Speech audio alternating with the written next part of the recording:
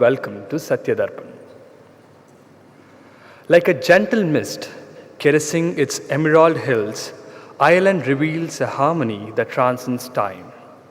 Celebrated across the world as the Emerald Isle, Ireland stands as a beacon of resilience and refinement, a land where poetry breathes through its people, music flows through its valleys, and intellect shines like a morning sun over Dublin's skyline. From the historic grace of Dublin to the serene charm of Galway, from the awe-inspiring cliff of Moher to the whispering woods of Wicklow, Ireland mirrors the perfect balance between nature's beauty and humanity's soul. Its people are warm, wise, and wonderfully creative and continue to inspire the world with a spirit of fellowship and imagination. In the light of the ancient wisdom, Vasudhaiva Kutumbakam, Ireland reminds us that when culture finds compassion and history meets humanity, the result is not just harmony, it is a melody that all world can share. As part of Universal Wisdom for a United World lecture series, we welcome Mr. Dean Dermot Dunne from Dublin, Republic of Ireland, a distinguished Christian spiritual leader known for his deep compassion, inclusive outlook, and lifelong commitment to foster unity and peace. Currently serving as the Dean of Christian Church Cathedral in Dublin, Mr. Dean Dunne has dedicated his life to guiding souls on the spiritual journey through prayers, meditation, and service. His teaching emphasizes living in the present moment, transcending religious and cultural boundaries, and recognizing the divine in all creation. Under his leadership, his cathedral community has transformed into a vibrant international congregation where people from diverse backgrounds experience healing, harmony, and oneness. Dean Dunne's openness to all faith has led to interfaith collaborations where members of the Sikh and Sufi communities have been invited to share their community space. His vision for humanity is rooted in the belief that we are all created in the image of God, destined to return to the same divine consciousness from where we came. His life and message beautifully echoes the timeless truth that though we are many, we are one. Addressing us this morning is Mr. Dean Dermot Dunne.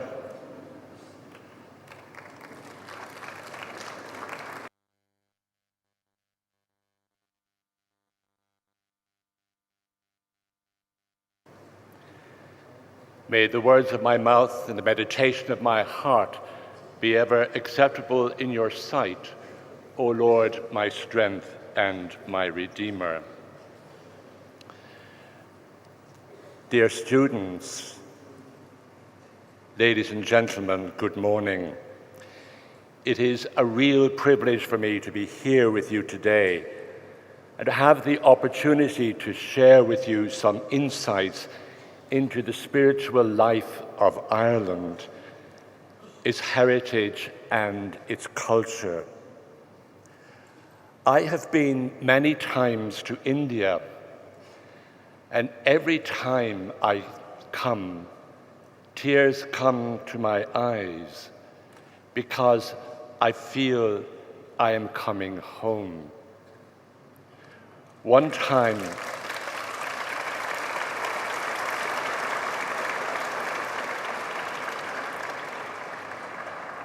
At one time, I spent a 6-month sabbatical to explore spiritual culture and faith in this vast and beautiful land. I remember when I first came, I was so struck with how welcome I was made and how people looked me into my eyes. From getting to know the people in different places and their way of life, I concluded and still believe that India is the land of the soul.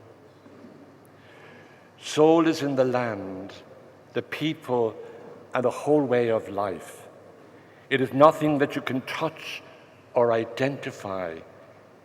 It is only something that you can know through allowing your own soul come alive and experience the divine being so present and near in the land where everything is possible.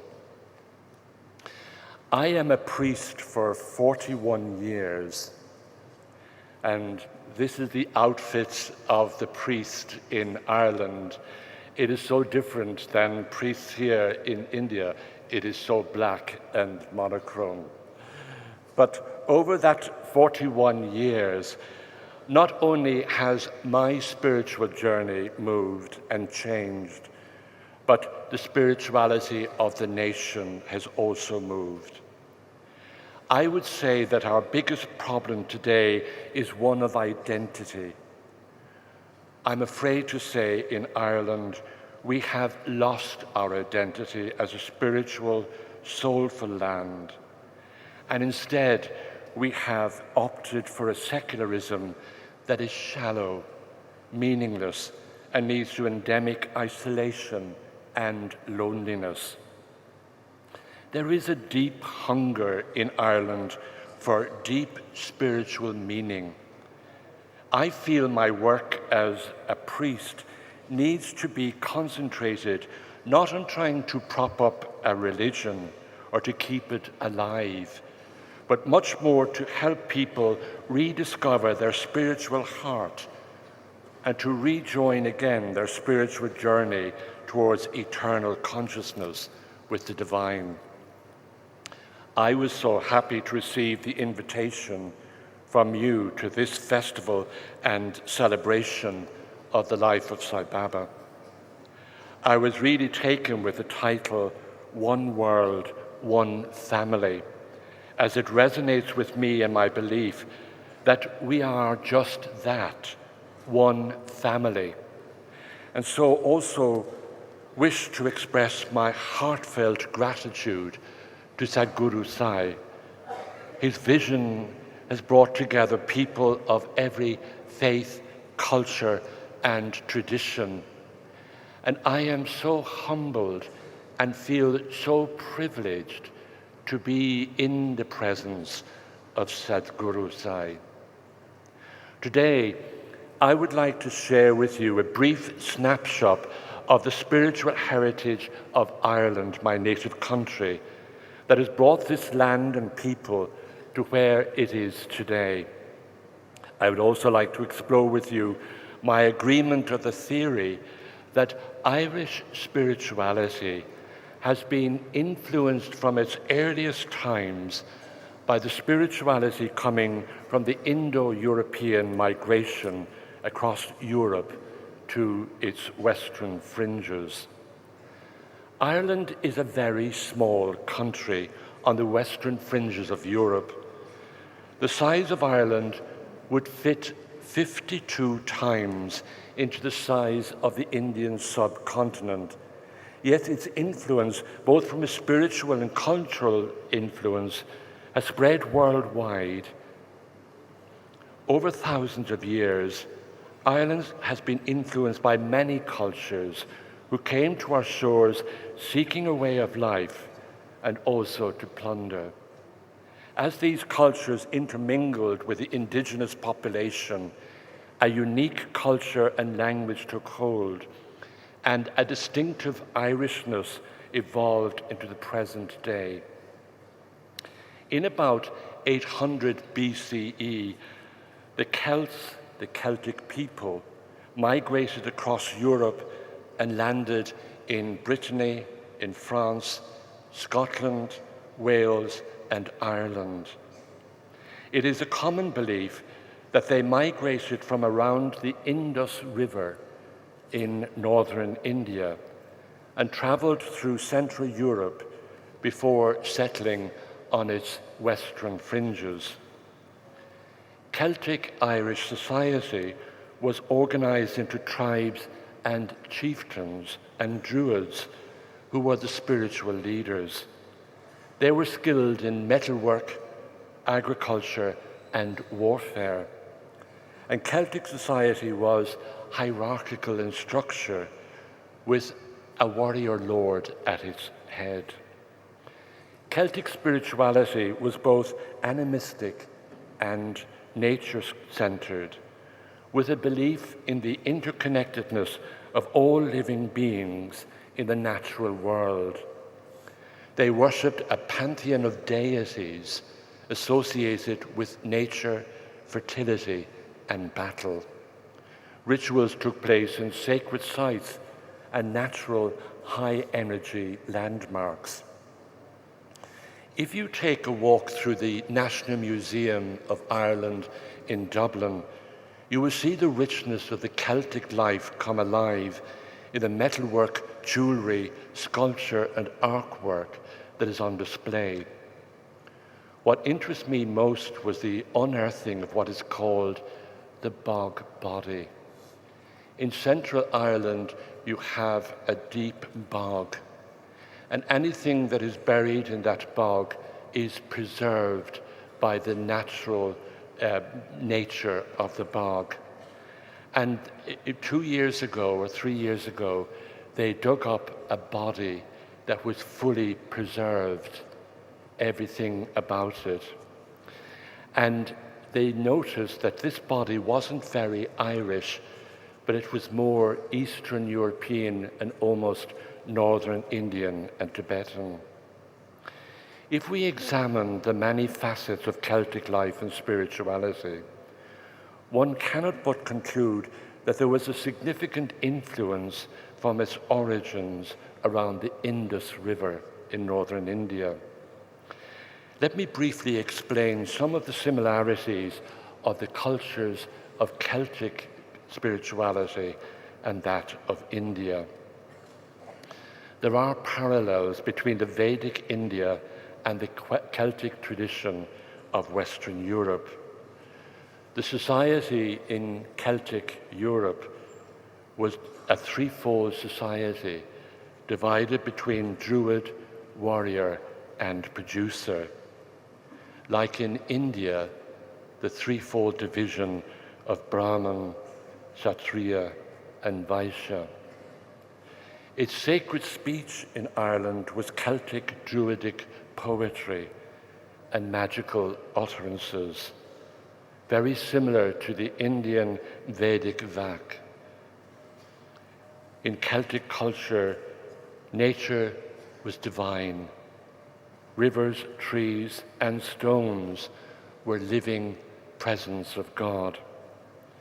And in the cosmic order, the cosmic rhythm of Sanskrit is matched by the Celtic Nyart, or life force virtue.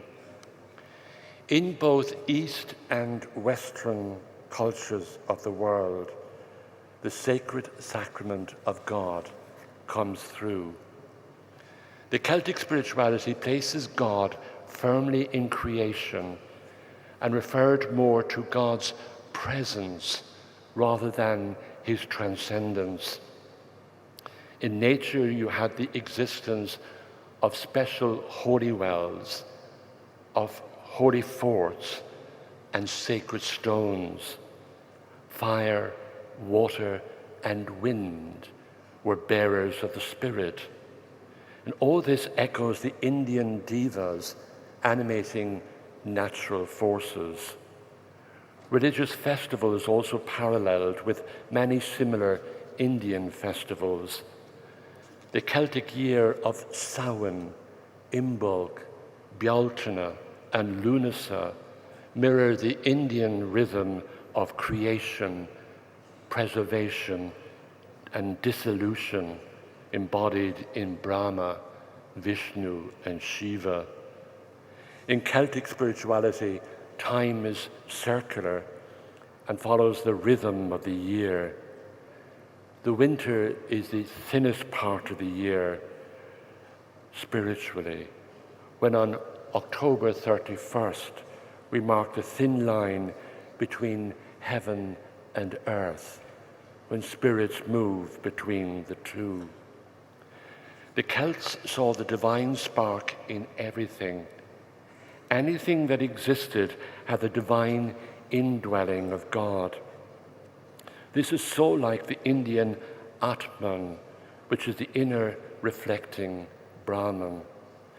This was brought home to me when I arrived in India first in 2015. and I went to a Camel Mela festival in Pushkar in Rajasthan.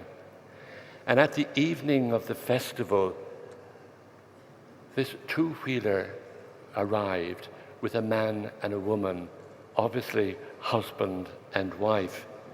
And the woman had a container in her hand.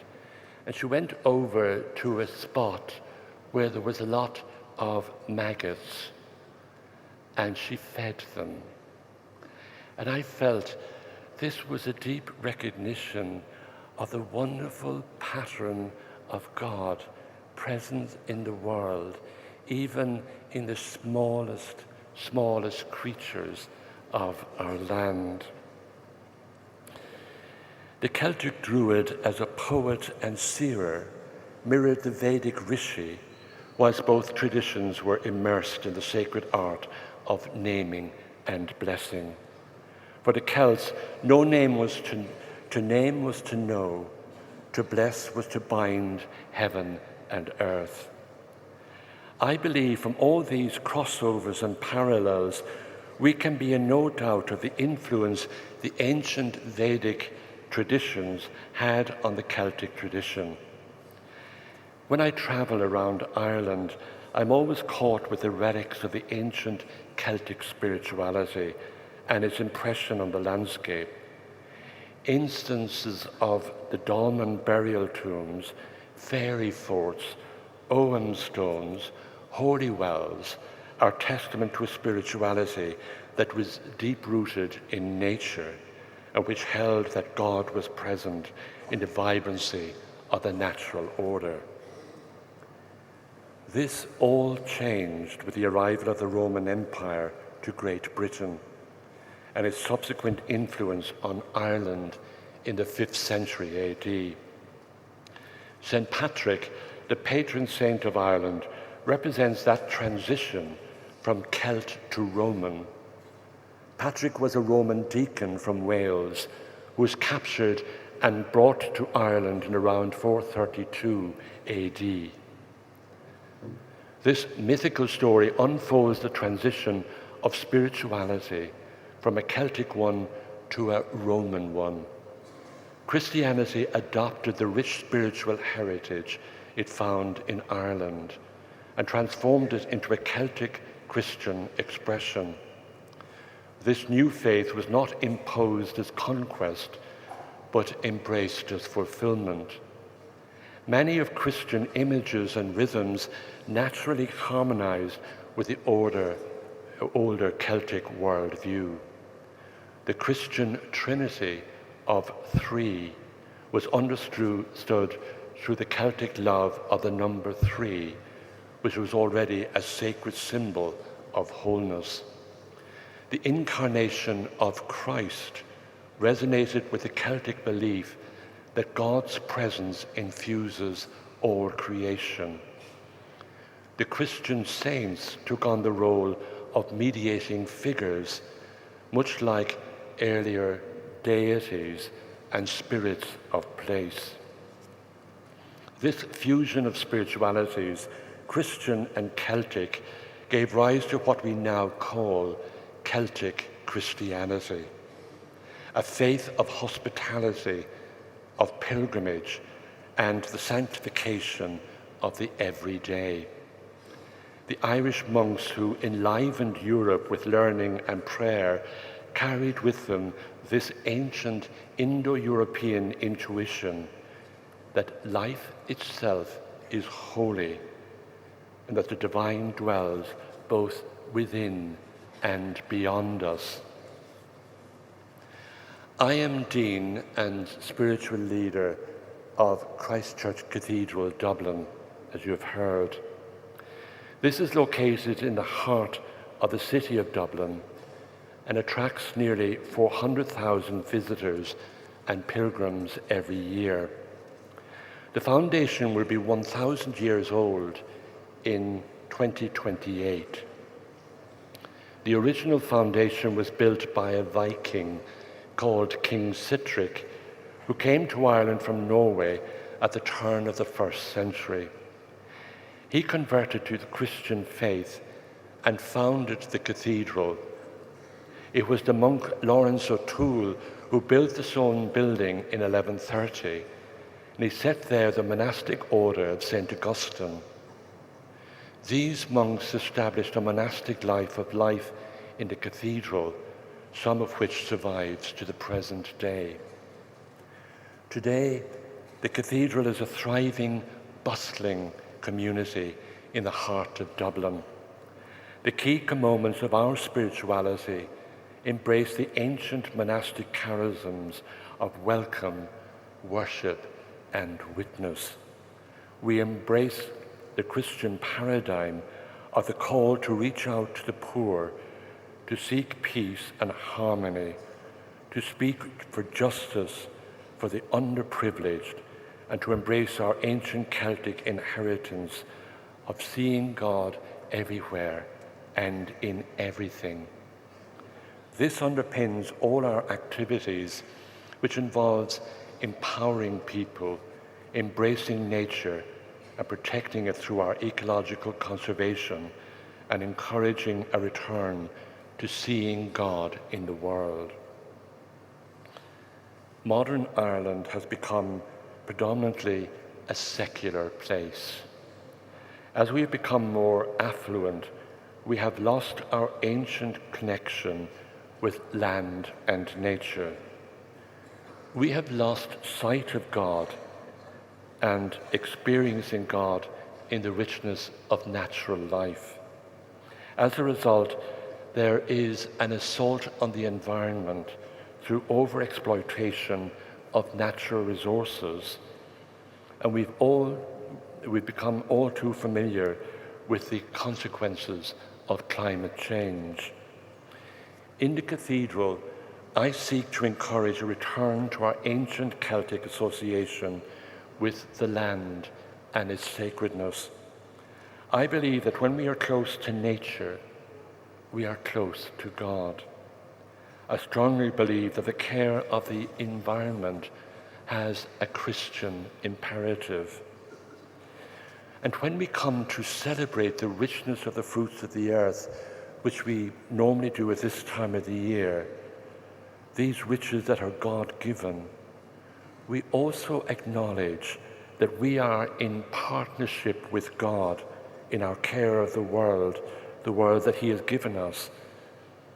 And He has given us the responsibility to co-create with Him and to share with our brothers and sisters what the earth produces.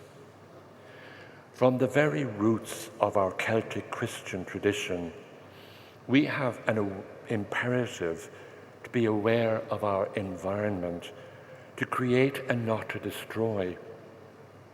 This imperative is sourced in the story in Genesis and continues through the Old and New Testaments. The Israelites were all too conscious of their responsibility to work and live with nature and to treat it as sacred, as part of God's creation, to use it to produce food that will feed the need of people and be shared with those who are in need and cannot supply their own food.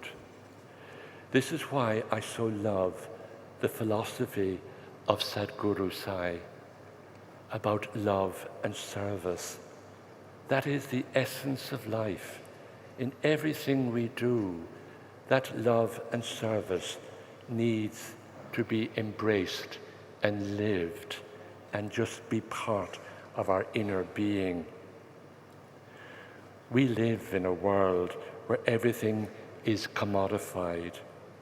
That is, the item, the commodity is the new God.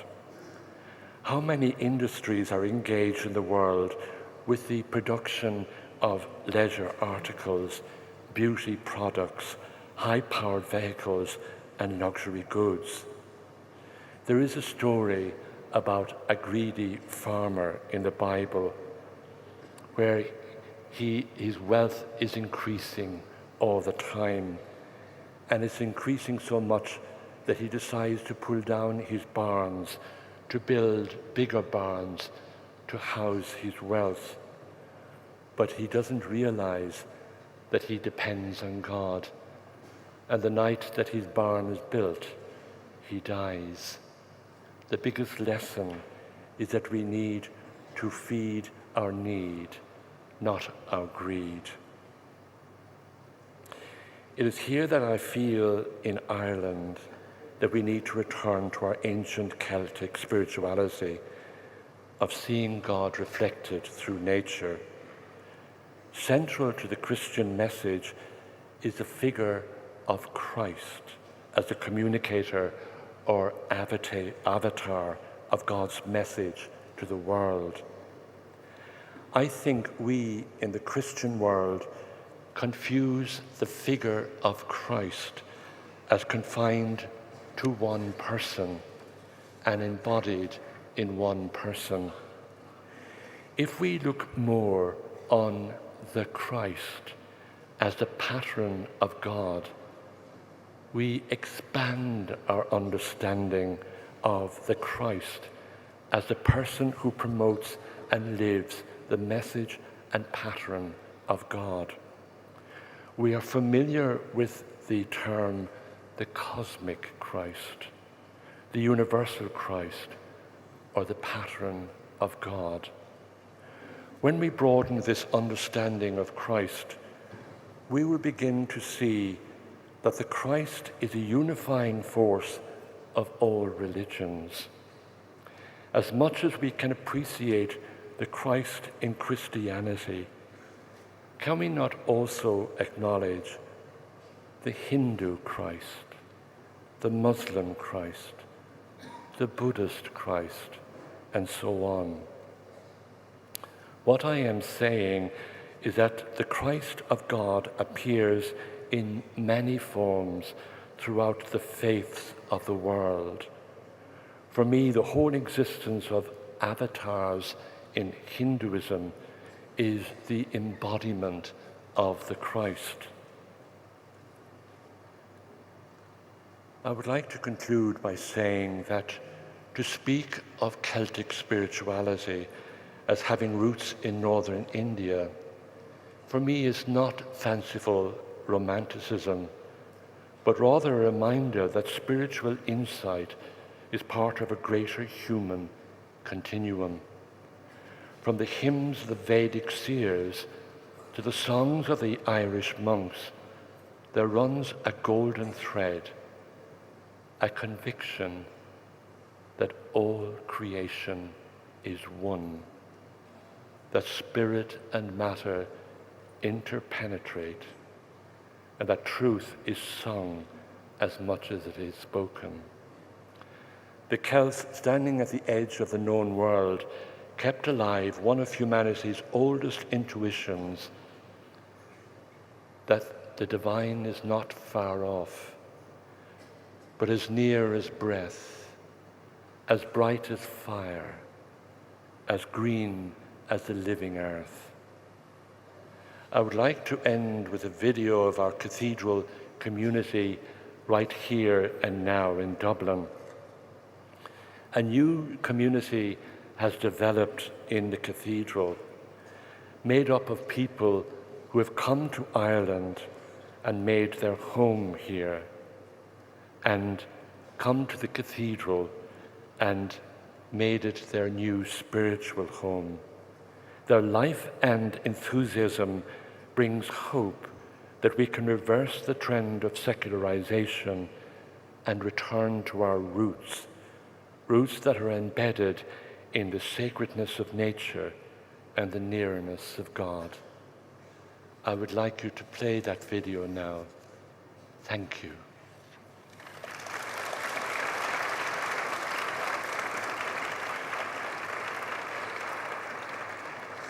It is angelic. The choir is just amazing. Where we're standing is absolutely stunning, and the sermon, the piece, the community is just so welcoming, and you just get drawn into this place. And when I walked in here, I just fell in love with the church. It was beautiful. I've been here for 2 years now. Since I joined the cathedral, I've been given that sense of welcomeness from the dean and the vicar and everyone who is a part of the community. This is a spiritual space that is so special, and there's no expectation of people who come. You can just come and be in your own space. Take what you want, but maybe if you want to be a little bit more involved, then we're only too delighted to welcome you. Yes.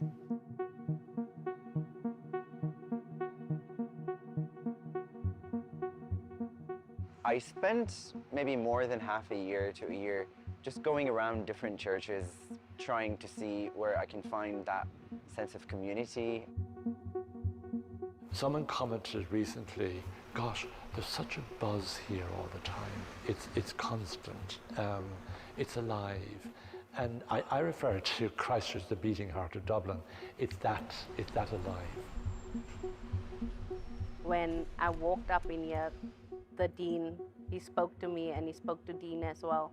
And he was just so conscious of where we came from and just knowing how isolating it must have been coming from South Africa to Ireland with no family around you, and he just acknowledged that. I could not find a sense of home until I stepped foot here, and since then I've been regularly attending Christchurch. You just feel so at home, and even though you're so far from home, you just feel, I belong here. A place where I can be myself and I can be open with others around me as well.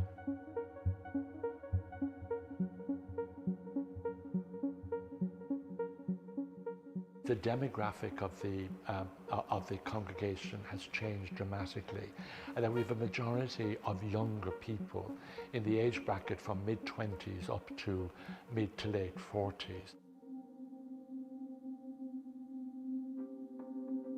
The community of St. Lawrence. There's a wonderful community that we've developed at Church Cathedral. It's from the regular parishioners that are here every Sunday, but also from among the community that visits us every Sunday too. We provide a space for people to find belonging and to seek truth, whatever that means for them.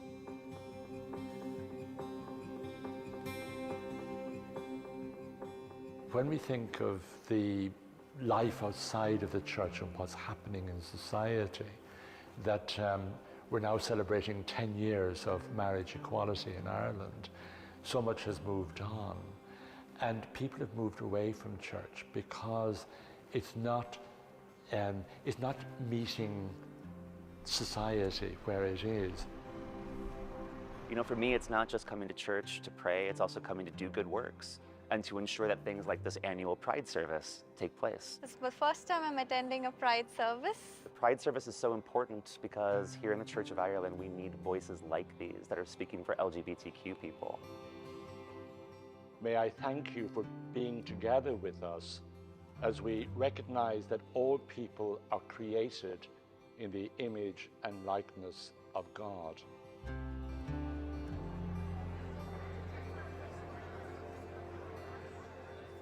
This place can be a place where you can find a spiritual home, where you can find friendship, where you can find belonging, and once again, where you can find truth.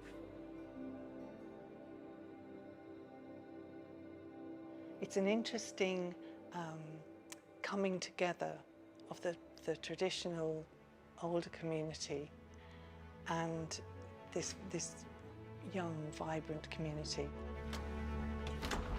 It's a choice of life that we have.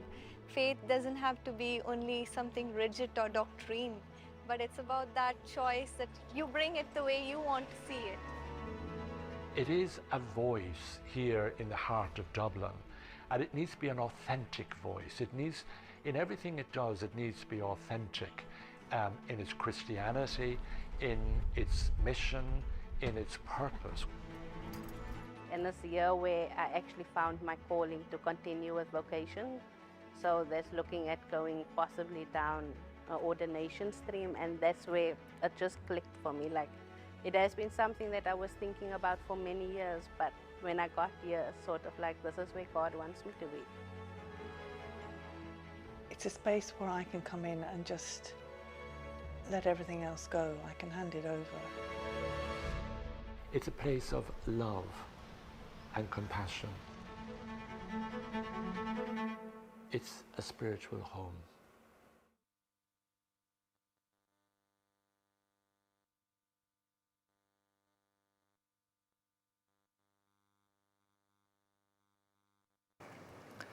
Thank you, sir, for sharing your wisdom and enlightening all of us this morning.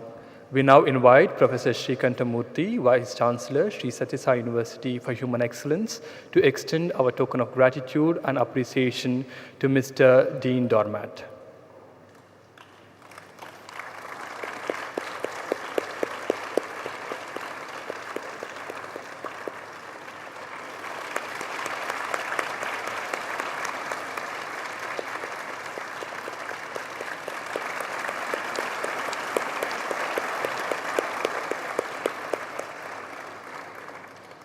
We will now have a short break for 10 minutes and then reconvene for Satya Darpan.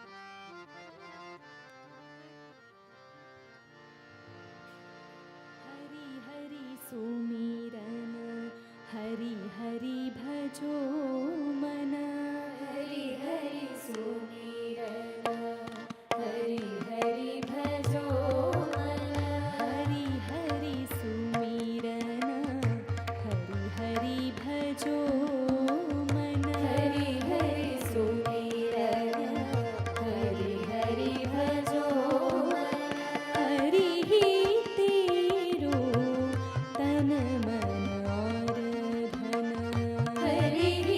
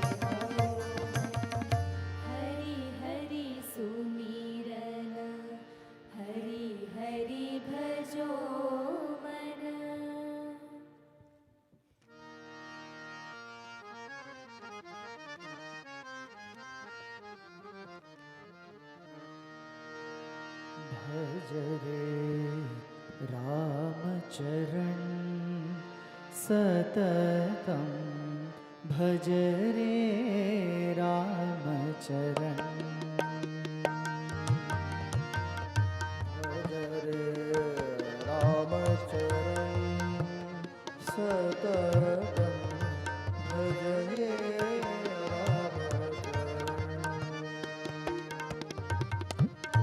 भज रे रामचरण सततं भज रे रामचरण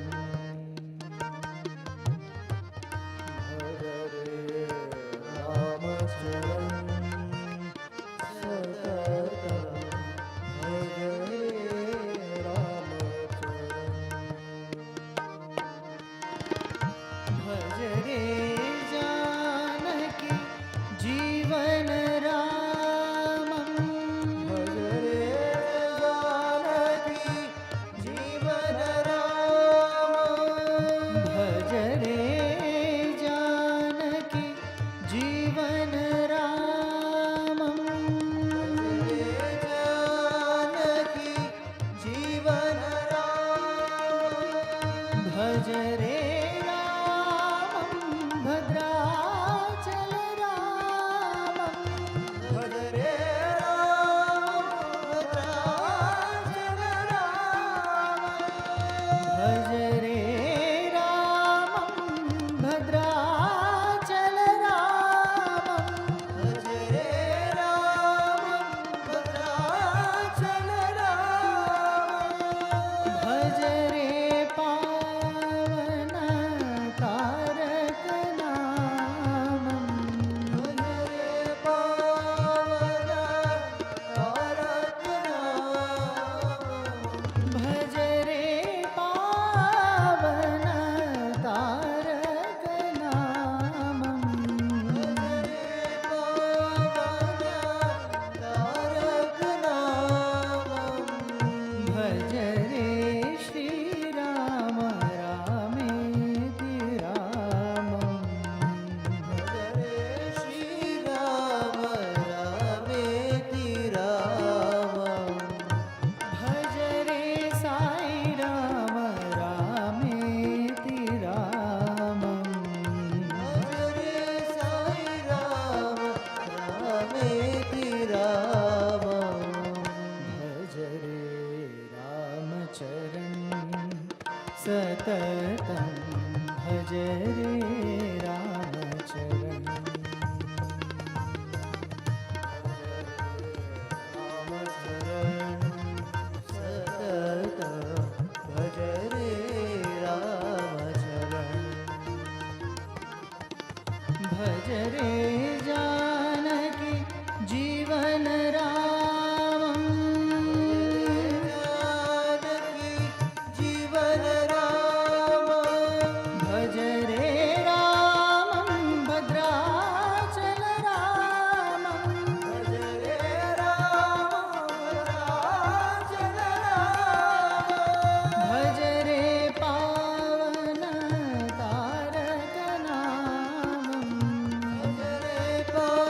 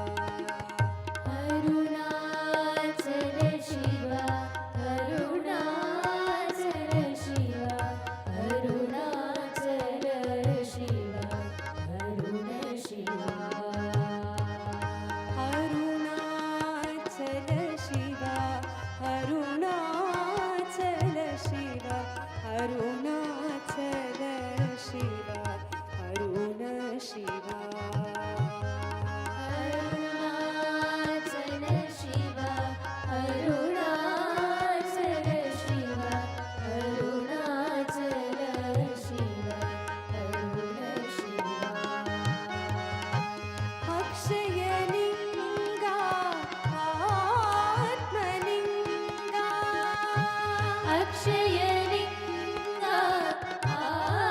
आत्मलिङ्गा अक्षयलिङ्गा आत्मलिङ्गा अक्षयलिङ्गा आत्मलिङ्गा तेजोमय विग्रहलिङ्गा तेजोमय विग्रहलिङ्गा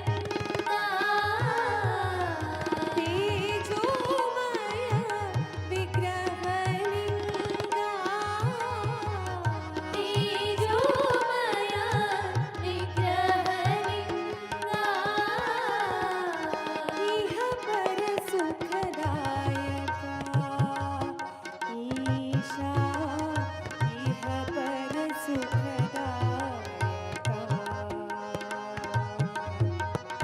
इह परसुखदायका ईशा इह परसुखदायका इह परसुखदायका साई इह परसुखदायका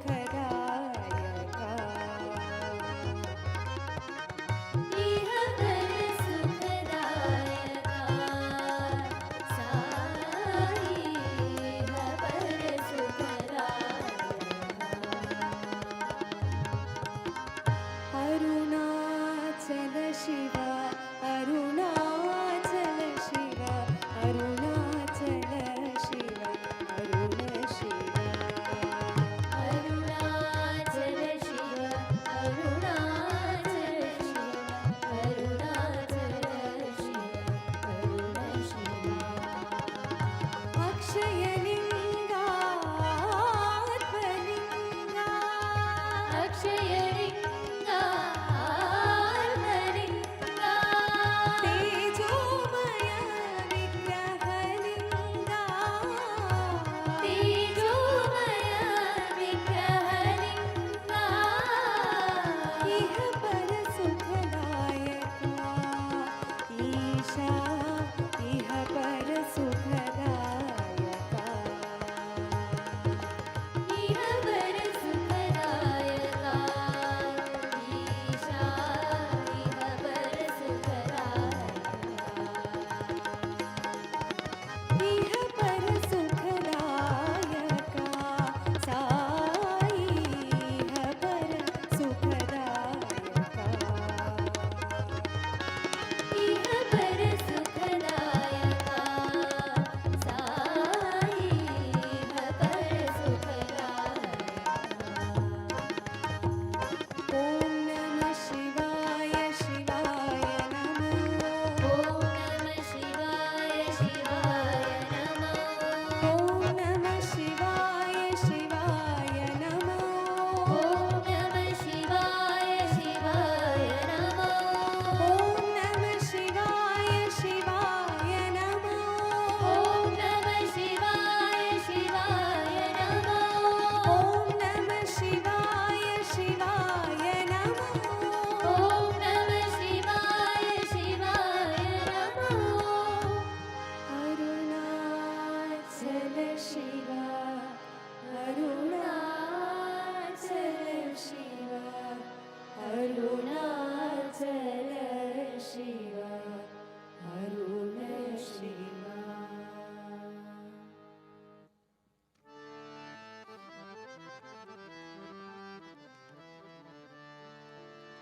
सत्य साई पादाम्बुजं भज रे मानस निरन्तरम् साई पादाम्बुजं भज रे मानस निरन्तरम् सत्य साई पादाम्बुजं भज रे मानस निरन्तरम् सत्य साई पादाम्बुजं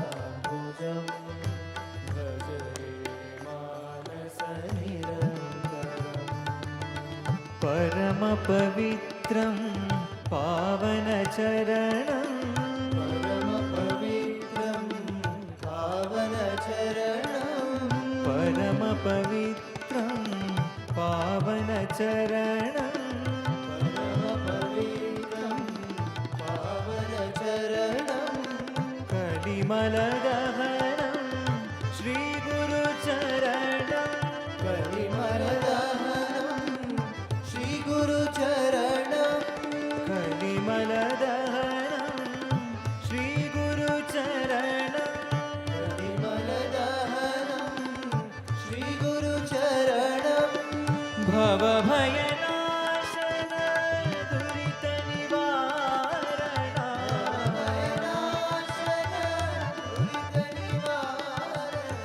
भवभयनाशन दुरितनिवारण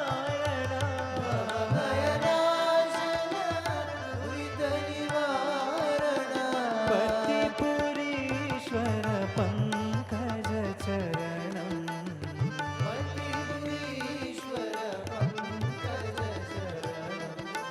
पतिपुरीश्वर पङ्कजचरणं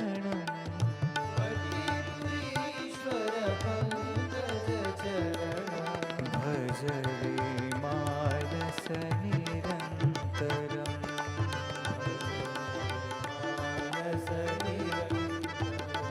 भज भज रे मानस निरन्तरम्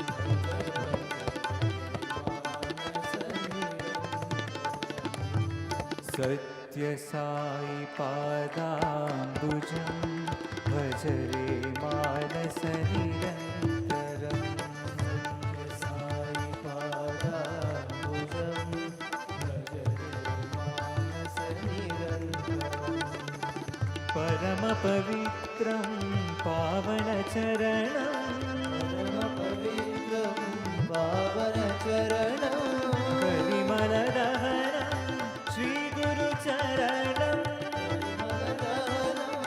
श्रीगुरुचरणं भवभयनाशन दुरितनिवारण पतिपुरीश्वर पङ्कजचरणं पतिपुरीश्वर पङ्कजचरणं भज रे मानस निरन्तरम् भज भज रे मानस निरन्तरम्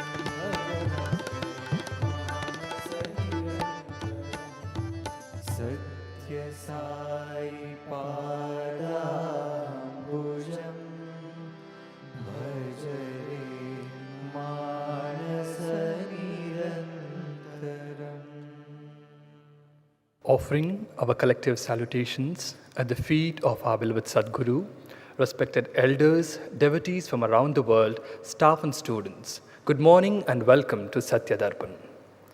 Yesterday in his discourse, Sadguru began by explaining the definition and the true meaning of the term swasya as given by the sage Shushruta, which is one's natural state of equilibrium of the tridoshas, Agni or the digestive fire, the dhatu or the body tissues, harmony and contentment of the mind and senses. Sadguru emphasized that such well-being is not a result of external conditions, but arises from detachment, discipline, and a balanced life aligned with nature's principles. It is a state where King Janaka remains content and joyful in all circumstances, healthy in body, peaceful in mind, and blissful in spirit. Swami also outlined the number of meals one must partake depending upon our age, as this is a crucial for our health and well-being. May we now pray to Sadguru to bless us all with his divine discourse.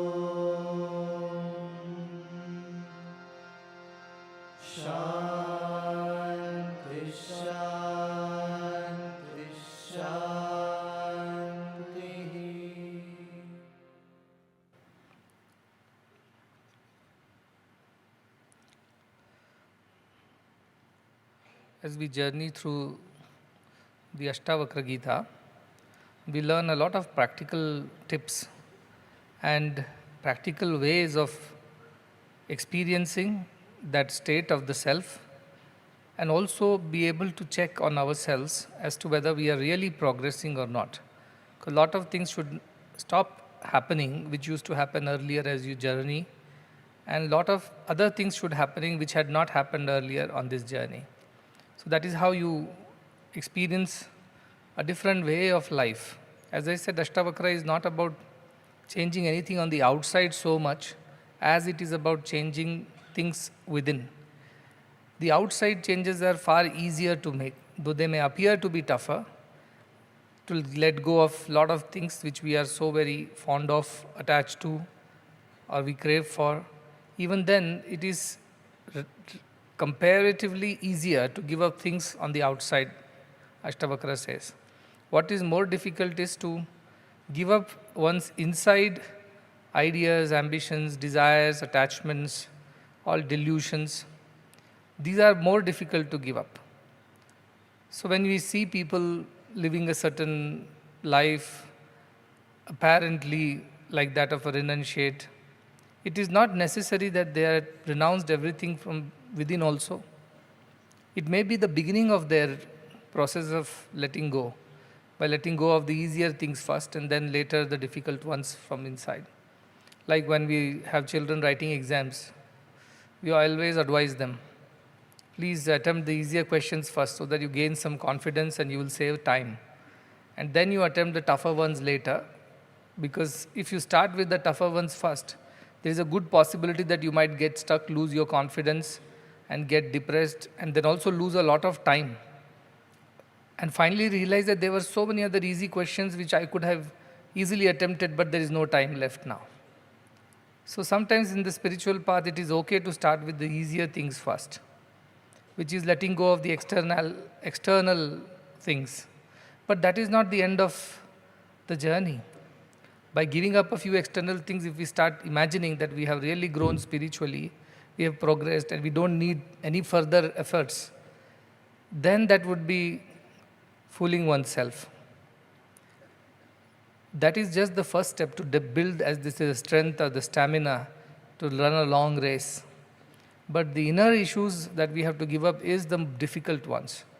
And we have to attempt them also, like attempting the tougher questions later. And that is the way of life. And life also is like that. First it throws at you smaller challenges to build your spiritual resilience, spiritual strengths. But as you start growing more and more and more, your challenges also start increasing in their intensity, frequency, and the size. And you will realize this as you walk on the spiritual path. Why our life is getting tougher than what it was earlier. It should have become easier than what it was earlier is what we imagine. But life gets tougher, challenges become difficult, problems become insurmountable. And you start to wonder on the way whether you are on a spiritual path or the other way. Why are we facing so many difficulties when we are walking the path of God? Look at the lives of all the saints, all the sages. They only got tougher with time. They lost everything or everyone in their lives over a period. The other day I was mentioning about Mantralayam and Sri Raghavendra Tirtha Swamiji, who was born in a simple family but very poor, because those were the times when India was going through a decline in the spiritual and religious fervor. And there were other forces that had invaded the country, and so the religion was suffering a lot. And so people who were generally belonging to the Vedic traditions were not given their due. And that's how he suffered a lot as a very poor man. And when he grew up a little more, he happened to marry. And then the marriage also turned out to be so difficult. He wouldn't even have food to feed the children. And when he allowed all the children to come, because he was very knowledgeable and intelligent, so when he started his teaching, Gurukula, children were coming from the higher upper caste families. But then he saw somebody from a lower caste family also who wanted to learn. So he allowed that boy in, and that created a huge ruckus in the town. They said he is destroying our parampara or our culture or our traditions by allowing non-eligible lower caste people also to study the Vedas and higher truths. And so they withdrew all the students and he was back to the life of penury. He did not even have money to pay for his child's food or medicine. And so that he lost everything. He lost his child, and eventually his guru told him to take up the ashram and run it. So he had to take sannyasa for that. It means he had to renounce his family. And he renounced his family with the permission of the wife, but then the wife felt so very, in a way, dejected. She wanted to see him badly before he became a sannyasi. And in her emotions, she ran and fell into a well and died. So he was left with nothing, no money, no wealth, no family, nothing, no respect also actually. And then in the Gurukula also, where there's Matha also, where he took up his job, he faced several obstacles because the rulers were not favorable to Hindu religion at that time. So he had to face a lot of ridicule and threats. Despite that, he stuck to what he had got to do, and he traveled all places around to spread our spirituality and culture.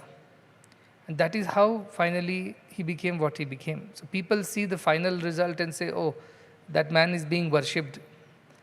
But they do not see what it takes to reach there, to be able to receive that adoration and worship. All saints and sages, look at their lives. Tukaram's life you take. Or you take the life of Ramakrishna Paramahamsa. Physically, materially, they were very, very difficult lives. And seemed like it only got more difficult as they started growing more spiritually. So when challenges come in our life, what should we think? We should only think that seems like we are growing, therefore our challenges are getting bigger. Like as you grow from class 1 to grade 12, your subjects only get tougher and more complex. Your examinations become longer. Class 1 children write exams for half an hour, and that itself sounds like too much of work. They study books which will hardly have 30 pages.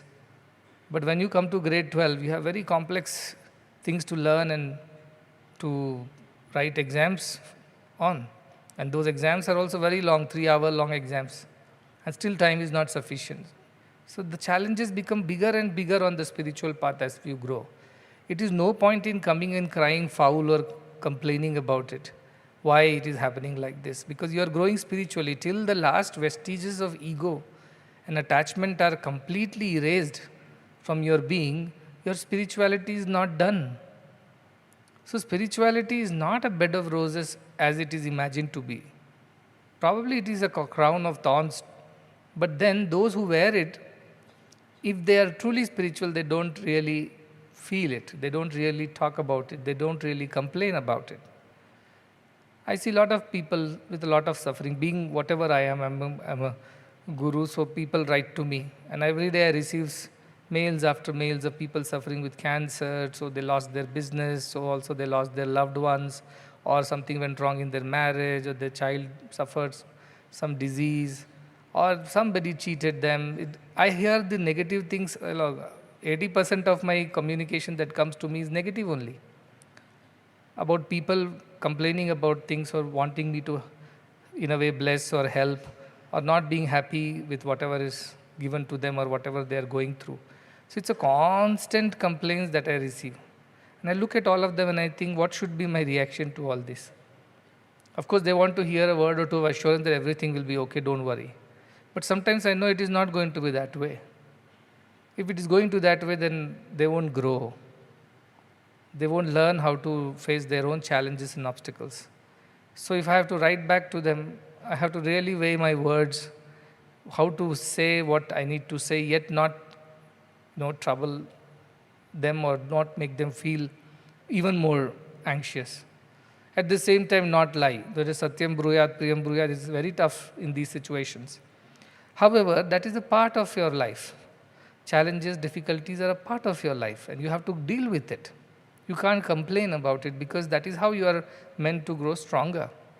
So when you easily overcome a challenge and you think, oh, I have gained something, God will send a bigger challenge your way because He wants to really develop you. When you go to a gym, you start with small weights. 2 kgs, 5 kgs, that itself sounds like feels like a mountain. But eventually, as you grow your muscles, you want to develop a good shape, a good body, good physique. What do?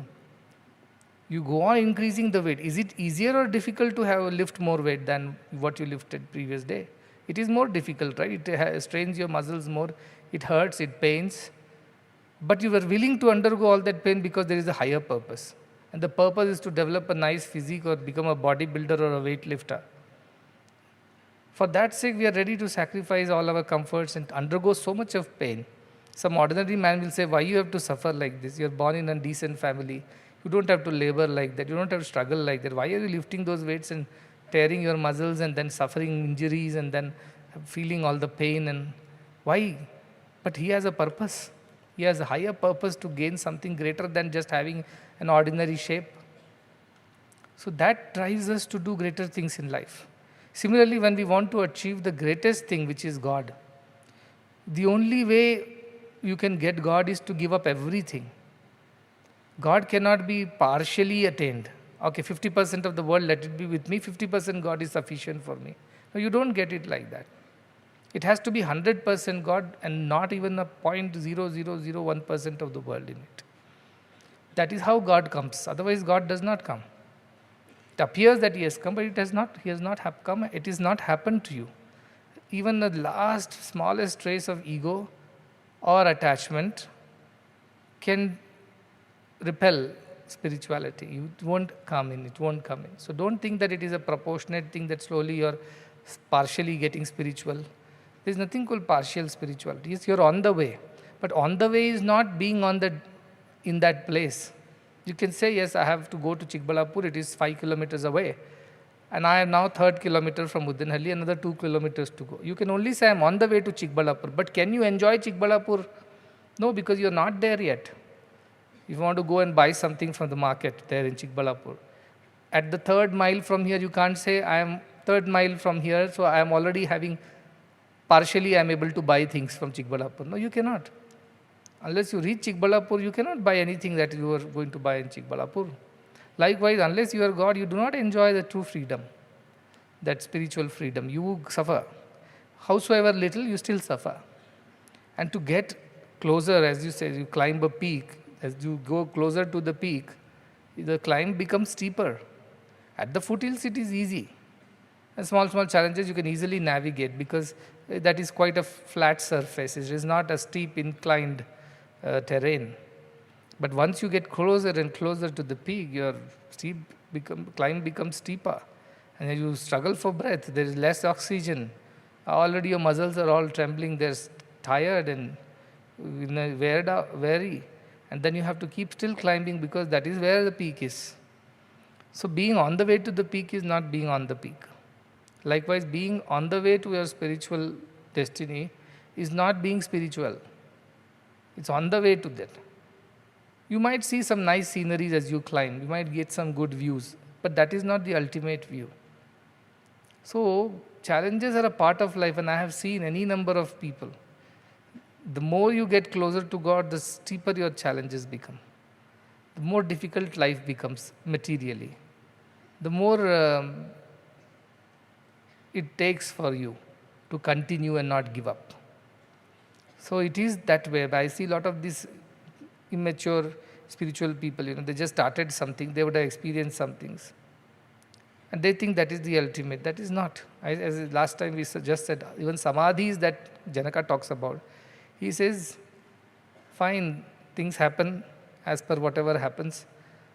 But samadhis of seeing things or experiencing things by effort or without effort, both do not matter. It should be an effortless state of existence.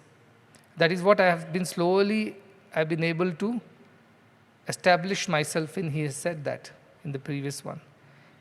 And he says that this state is very rare to come by, even for so-called yogis who are only having a cowpin cloth around their waist to hide their modesty.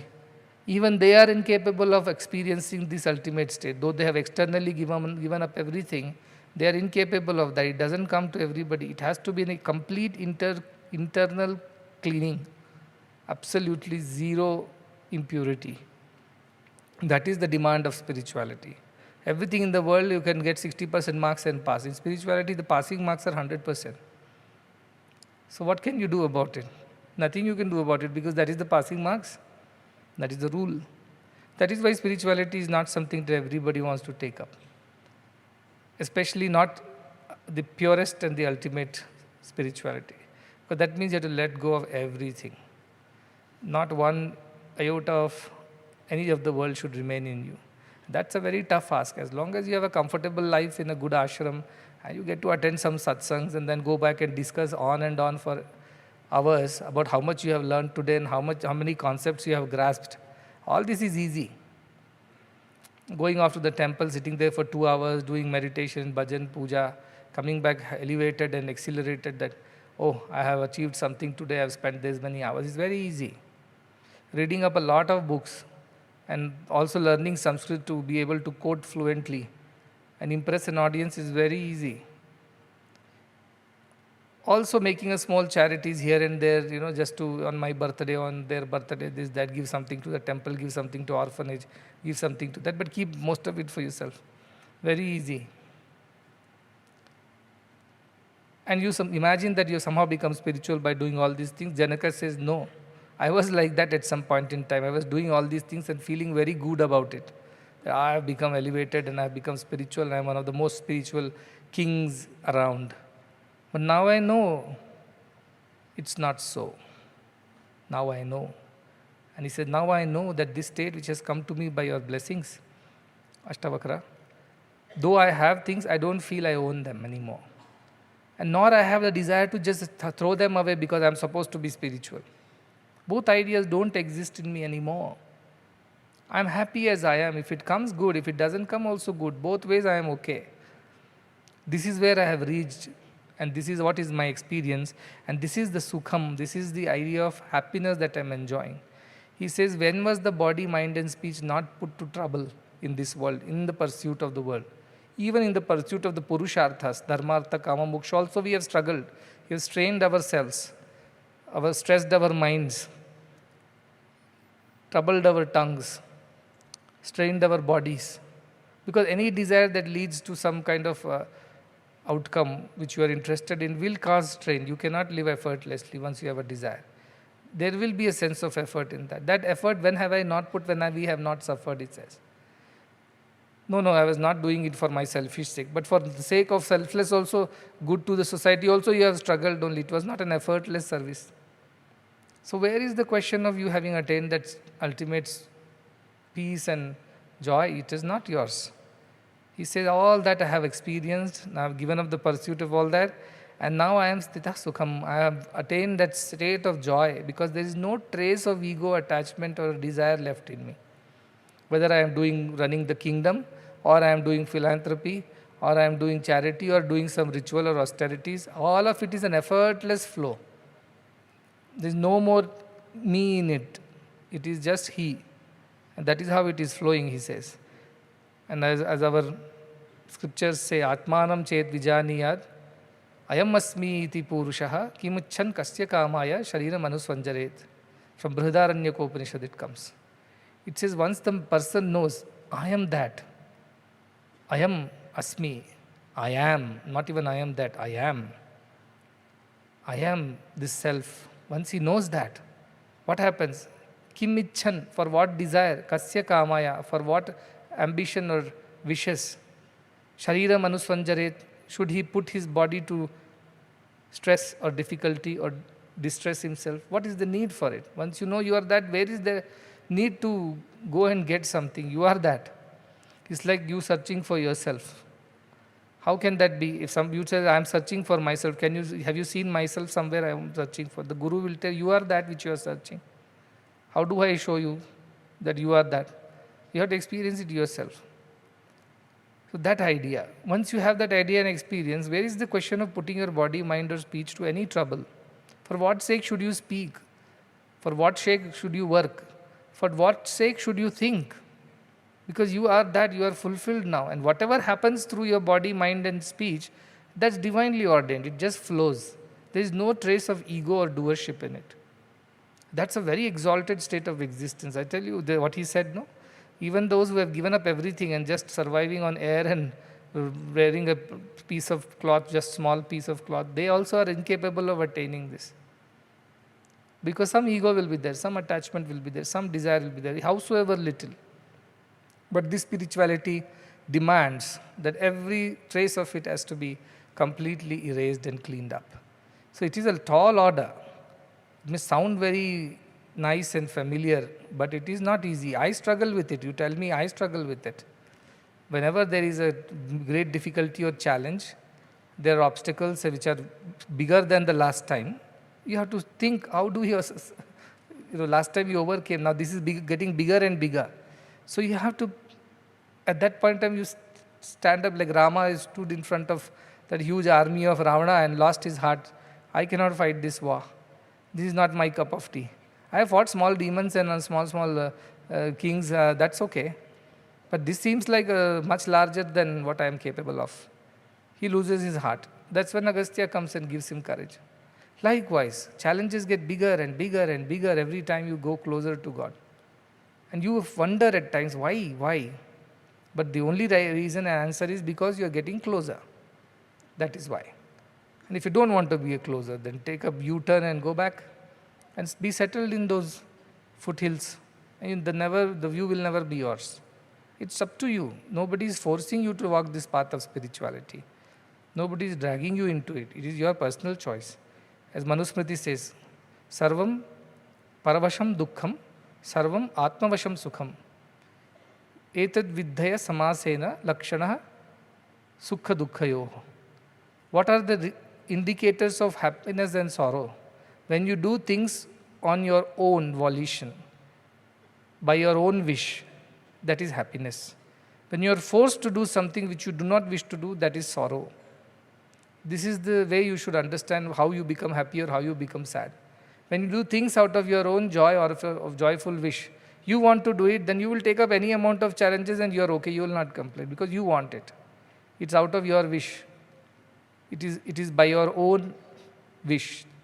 Whereas if somebody tells you do this, even a simple thing sounds like a terrible thing because you don't want to do it. You're not in it. Likewise, the spiritual path is like that.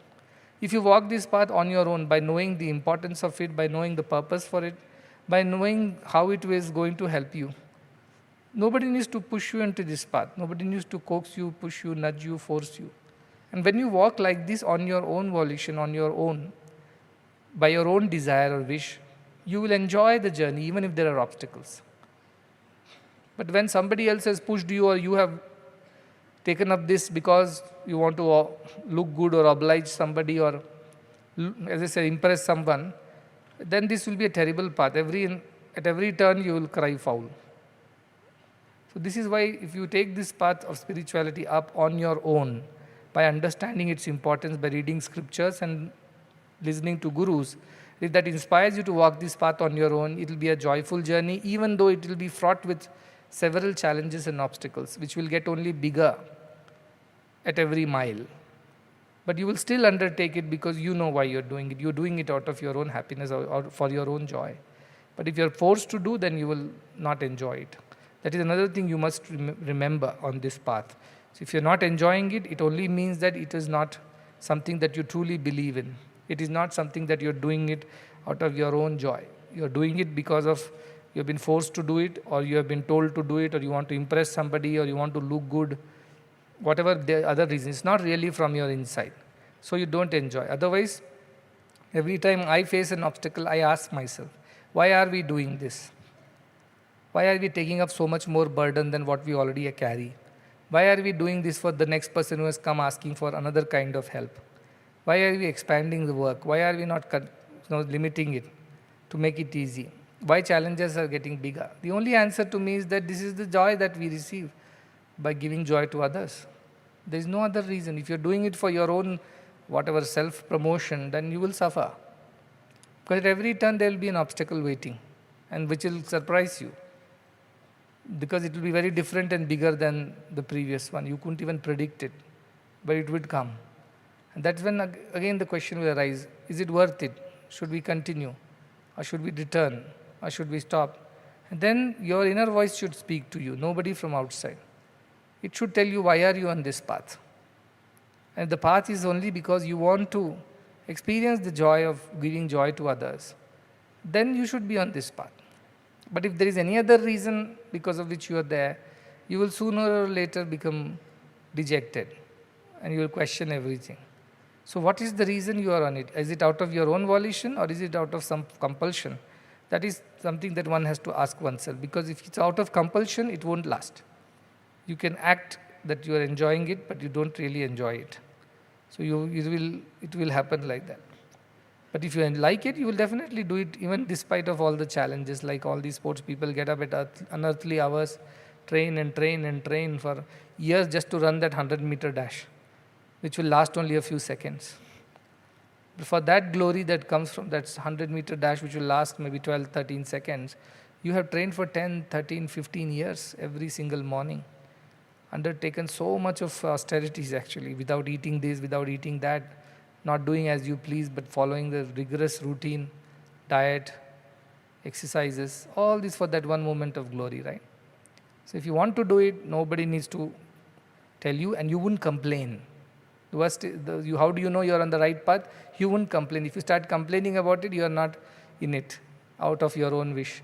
That is why when people complain to me about why this is not good, why they are not happy, I know that they are not meant to be in this path. Because today small complaints, tomorrow as the path gets steeper, bigger complaints will come and finally they will drop out.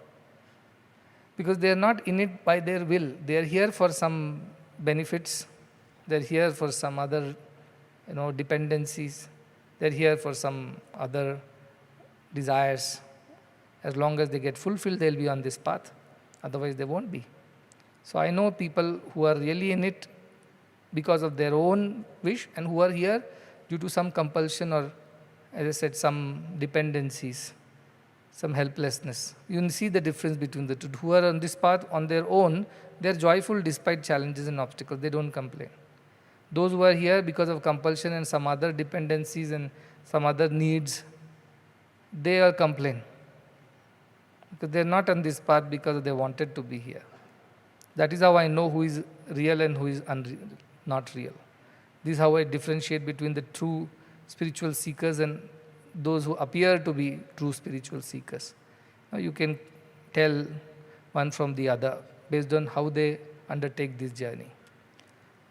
The next shloka is on 13.3, page number 153. It says, Kritam kimapi naiva syat iti sanchintya tatvatah yada yat kartumayati tat kritvase yatha sukham. Again a very beautiful, inspiring shloka. This is the way of the Gyanis. What does it say? Kritam kimapi naiva syat. There is nothing indeed to be accomplished or done in this world. Oh, we have to do this, we have to pass this exam, then get a job, then get this, get that, go ahead, go. All this is absolute nonsense. There is nothing to be done in this world, he says. Imagine being a king who is ruling a huge kingdom. He has to collect taxes, make policies, pass judgments, run the show. He says there is nothing to be done in this world indeed.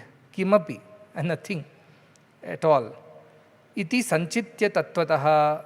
Having understood, sanchintya means chinta, means to think, analyze, observe, understand, finally conclude. What is the conclusion? There is nothing that needs to be done here. This whole idea of doing and achieving and ambition and finally outcomes and then exhilaration and excitement or depression and dejection, all this is absolute nonsense.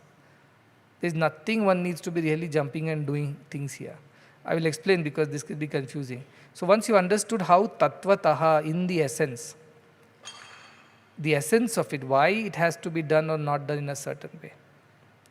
In the essence, if you have understood what happened, yadayat kartumayati tat kritvase yathasukham. You do as things happen to you. You just go with the flow, that's what he's saying. What happened if something is there, you set it right? It's broken.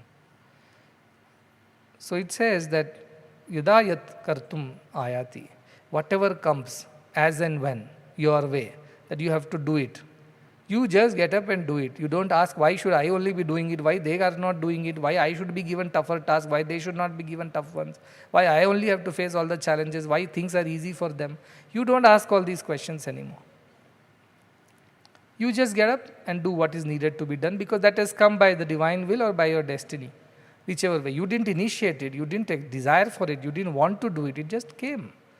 It just came your way. So you just get up and do it without asking any questions or complaining about it. Yada yat kartum ayati tat krutva ase yadha sukham. Doing what needs to be done, I have experienced happiness, joy, this established self which is joyful. There is no more wanting to do, achieve, and not being able to achieve, then struggling and failing, and then crying and complaining, and then fighting and resisting. None of these exist in me anymore. What comes as a natural flow to me, I just go with the flow, and it needs to be done, it gets done. If it's not done also, I am okay, because I have done, as an instrument, I have just made myself available. You may find it very difficult to differentiate between these two things, doing and being and instrumenting. Very, very subtle difference. It's like a hairline difference or the gap. One is really doing and one is instrumenting. On the surface, both look the same. Because somebody is doing something, he is the doer, you see him doing, you know it is the doer. Same, and instrumentation also, you will see he is doing. Same, if from the external point of view, both look the same. Both scenes are the same.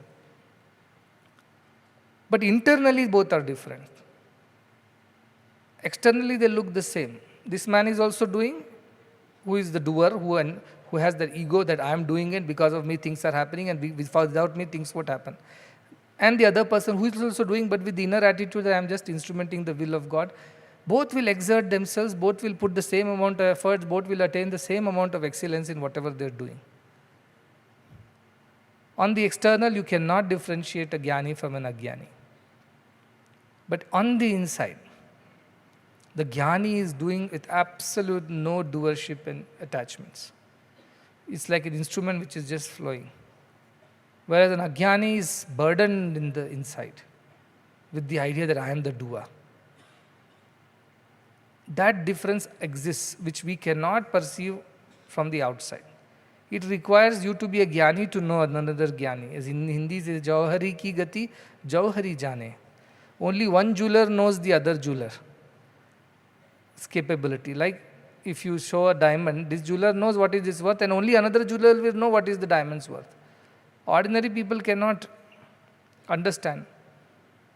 Like that Meera says, what I am going through in my devotion to Krishna, in this separation for Krishna, only another Meera will know what it is like.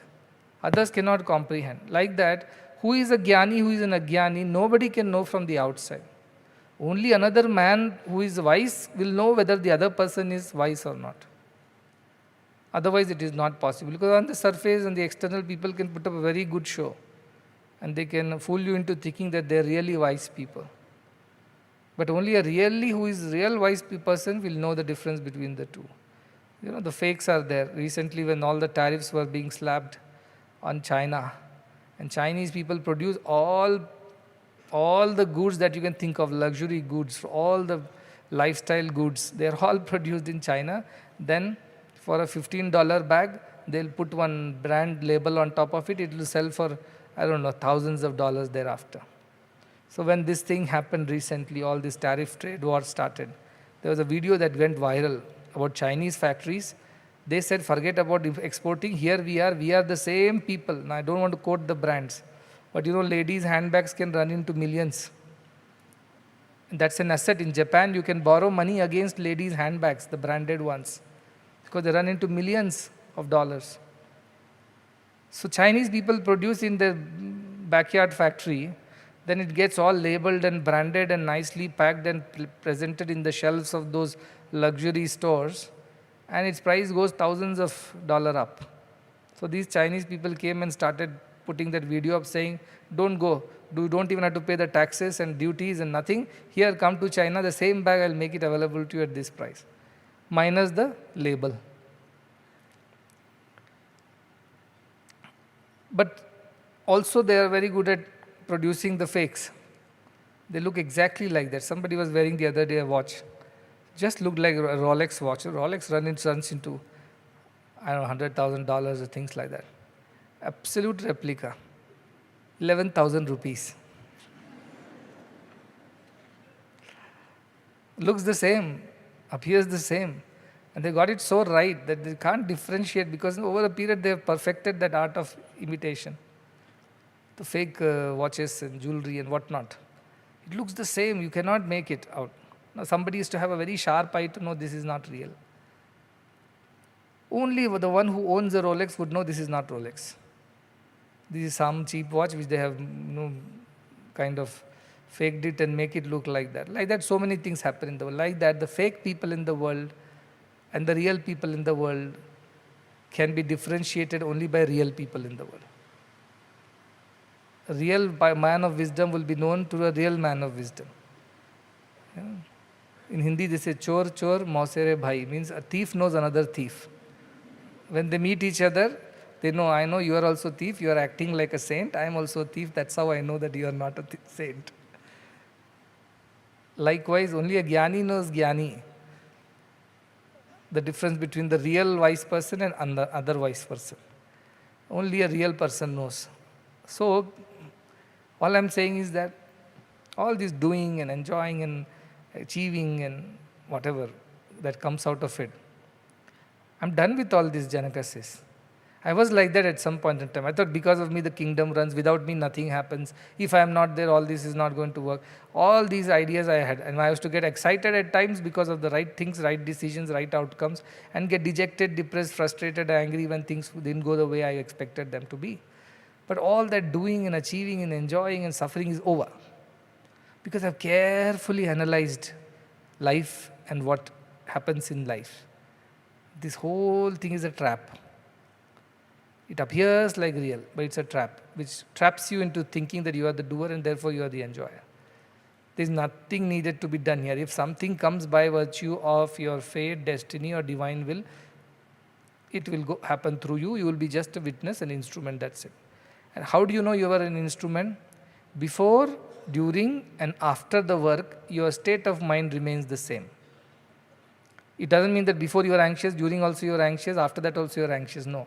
Before also you were calm, during the work also you were calm, and after the work also you are calm. Before the work, all anxiety, whether it will happen, how it will happen. During the work, all the pressure, stress, and after the work, again the fear of the outcome. None of these exist in a person who is instrumenting the divine will. But the one who is not instrumenting, his state of mind will keep changing at every step. Before he will be very anxious or excited. During he will be either depressed or too joyful that I am able to achieve. And after that outcome, whether everybody has seen I did it, whether they recognize it, all these ideas will bother this person. Because he is stuck in that doership. He is not instrumenting.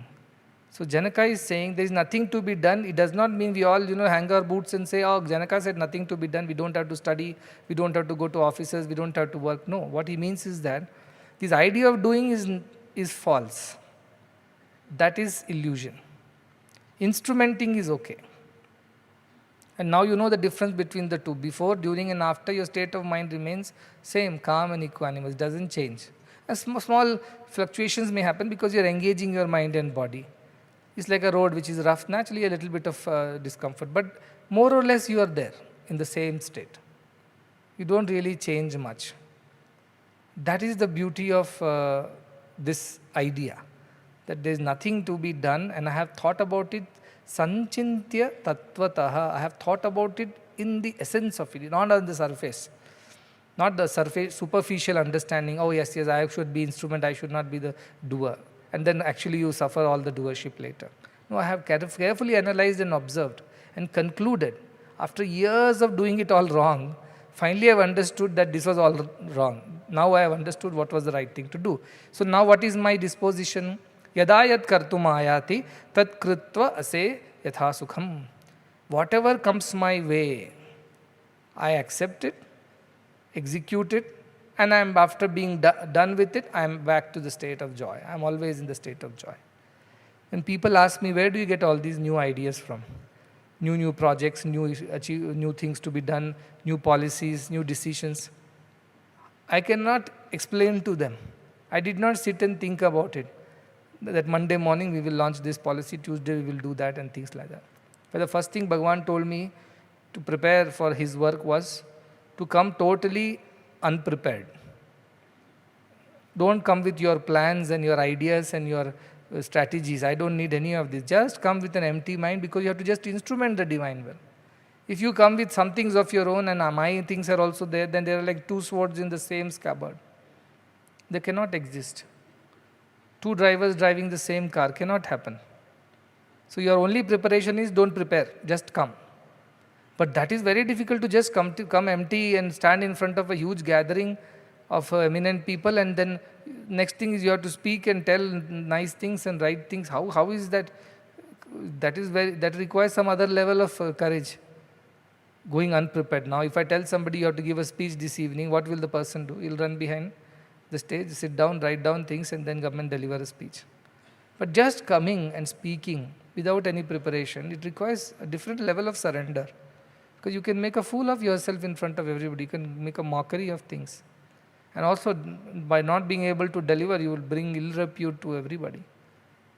When I was a student, I had to give a speech. I've talked about it earlier, but just for the fun of it. Narasimhamurthy sir only was the warden that time. So it was during my very first year holidays, or second year of undergraduation. So that time during vacations, during Dashara and dust time, sometimes during the vacations, winter vacations, those who stayed back didn't go home. It was very first year's winter vacation, or second year, whichever of my UG. So there was a session, there was a huge hall in Puttaparthi, it was called Purna Chandra Auditorium. So Bhagavan would say, this afternoon I will meet all the students and staff who have stayed back and not gone home, I will meet them all. So therefore there will be a chance for a student to speak, a staff to speak, or guests to speak, and after that Bhagavan will speak. That's a regular format. So that morning we got the news that we have a session in the afternoon at 2 p.m. or something like that. And this was told to us only in the morning, probably soon after the bhajans at 9:30 a.m. So there was a teacher who was in charge of things.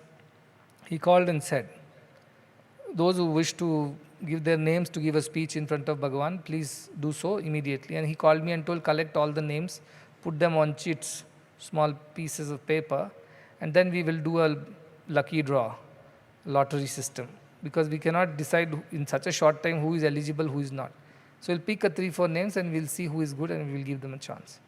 First thought I came, if I write my name on every sheet, it will be so easy, I only will get selected. But then I thought I should not think like this, shouldn't be selfish. So I went around collecting names of all those people, and to my misery, so many people wanted to speak. So it means the probability of you being chosen reduced. But anyway, I collected whatever numbers and came and gave it to the teacher, and he did some lucky draw. And then from there came, and luckily my name came, no scandals, no, nothing. It was my name. And that's what from Whitefield campus, one student, from Puttaparthi campus, one student they were to select. So from Whitefield, I got selected. I had just 1 year into the system. I didn't know much about things. All my knowledge about Bhagavan was from reading books on him, or from listening to whatever on him from others who had experienced. My personal experience was hardly there. And what do I talk about my transformation? In 1 year, what have I achieved at all? So I had nothing. So I had to only borrow some ideas to give a speech. So I went behind the Prashanti Mandir and took 4-5 books from other people, from Satyam, Shivam, Sundaram, to some experiences with Bhagavan and all that, and sat there behind ladies used to sit and do work there behind, packing vibhuti and things like that. So I sat there away from all the crowd, and I had just 2 hours at my hand. It was already 11 o'clock, and by 1 we had to be seated in there, and I had to finish my lunch and change and all that stuff. So I went behind and started copying from this book this much, that book this much, that book, and started making on speech. Before I realized, somebody came searching, where are you?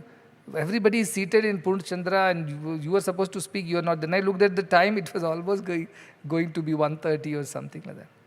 I said, I didn't even realize. So without lunch, without anything, ran back and changed into good whites and then straight dashed to the auditorium. So Bhagavan was sitting like this in the chair, absolute pin drop silence. I tell you, here you people chat a lot. This is intolerable by Bhagavan's standard. There one fellow even scratches himself, will be out of the auditorium. That strict he was. I am quite lenient. That's why you don't realize the leniency here. You complain about my strictness, but if you were with him, you are sitting in front of him, he's giving a discourse. Even if you lift your hand to scratch your face and he looks at you, you are done. that you're not paying attention to what I'm saying. That's how he would treat. And I know it because I used to sit right in front, in the front row. For days and months I've sat there, and every discourse he would look at my face and talk. He had that habit of looking at 4 or 5 faces and talking. And he would expect the response when he's speaking. You scratch, you change your position, you try to adjust your mat, your hair, your body, that's it. Next day he will not allow you to sit in front. He'll say, let him sit behind because he's disturbing me. He was very strict. So Purnachandra Auditorium, imagine, absolute pin drop silence, 2 p.m. in the afternoon. He comes fresh, sits in the chair, and all the Anantapur campus sitting one side, Whitefield, Brindavan, all guests, devotees are seated. Pin drop silence. And then I sit here next to him, 2 of us, one me and one was from Prashanti Nilayam. He was a senior student, he was well known to Bhagwan. So he must have been used to giving speeches, but I was sitting next. I was the new kid on the block. I had no idea, never given a speech in front of Bhagwan. So things started, bhajan started, then there was Anantapur warden. She came, she started giving her lecture, small one. And then Bhagwan said, who are the student speakers were like that. So I was listening to her lecture and I was thinking, oh, I am very ready with my speech. I had opening poem, ending poem, in between 2 miracles, 3 examples, 1 story, speech is ready. And I was so confident, but at that point in time, when my turn started coming, I thought the previous speaker is finishing, the previous lady is finishing, and after that it's my turn. So I thought, instead of listening to her speech, let me revise what I have prepared, because the next is mine. As I started revising, I started forgetting everything that I had prepared.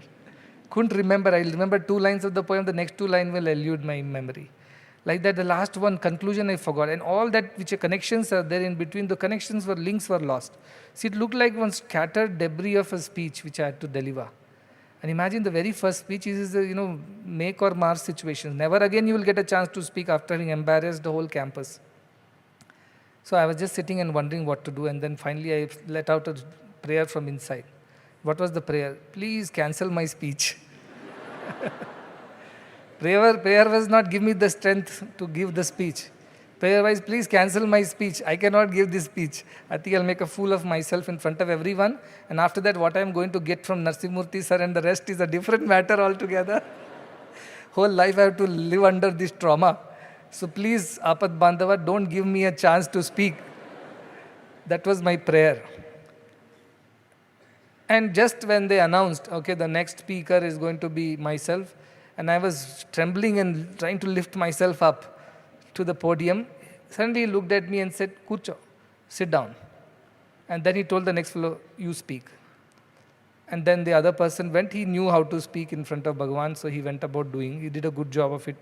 But I was so very relieved that I did not get a chance to speak. Many people came after this program and said, we are so sorry, you lost your chance. Bhagwan's delays are not his denials, you'll get another chance. Including the teacher who had asked me to collect the names. He also consoled me. And I also said, yes, I know. But deep inside I knew this is such a great escape. But I can't tell this to people, right? Because they will never believe me again. But silently I prepared another speech for 1 full year.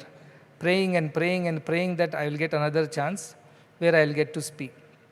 And so it happened. Like delays are not denials.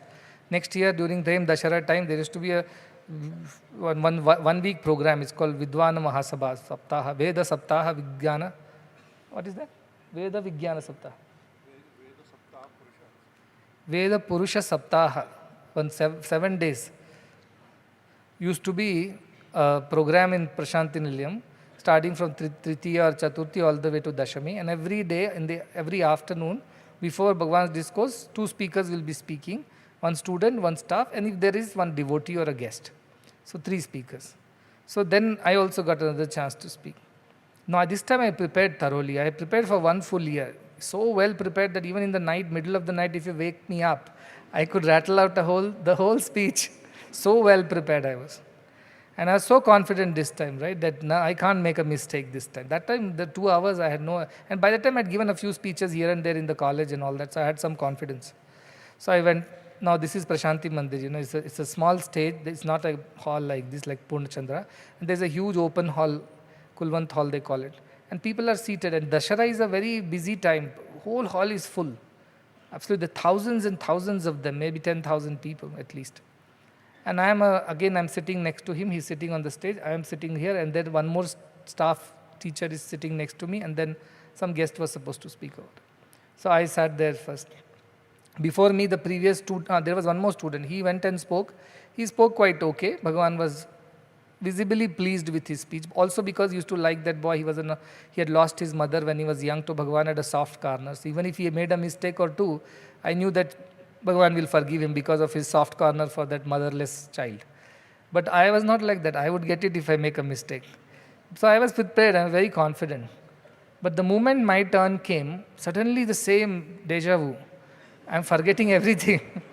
I can't remember a thing, and I thought, wow, how am I going to speak? Why is it happening again? So legs started shivering, and till now I was looking at Bhagavan's face, so I didn't realize. The moment I looked at the audience, I realized this is a bigger audience. And I got very worried, scared. But this time, no miracle happened that he said, sit down, don't speak and all that. And I went, and there used to be a big table in front of him. He always had a table from which he used to speak.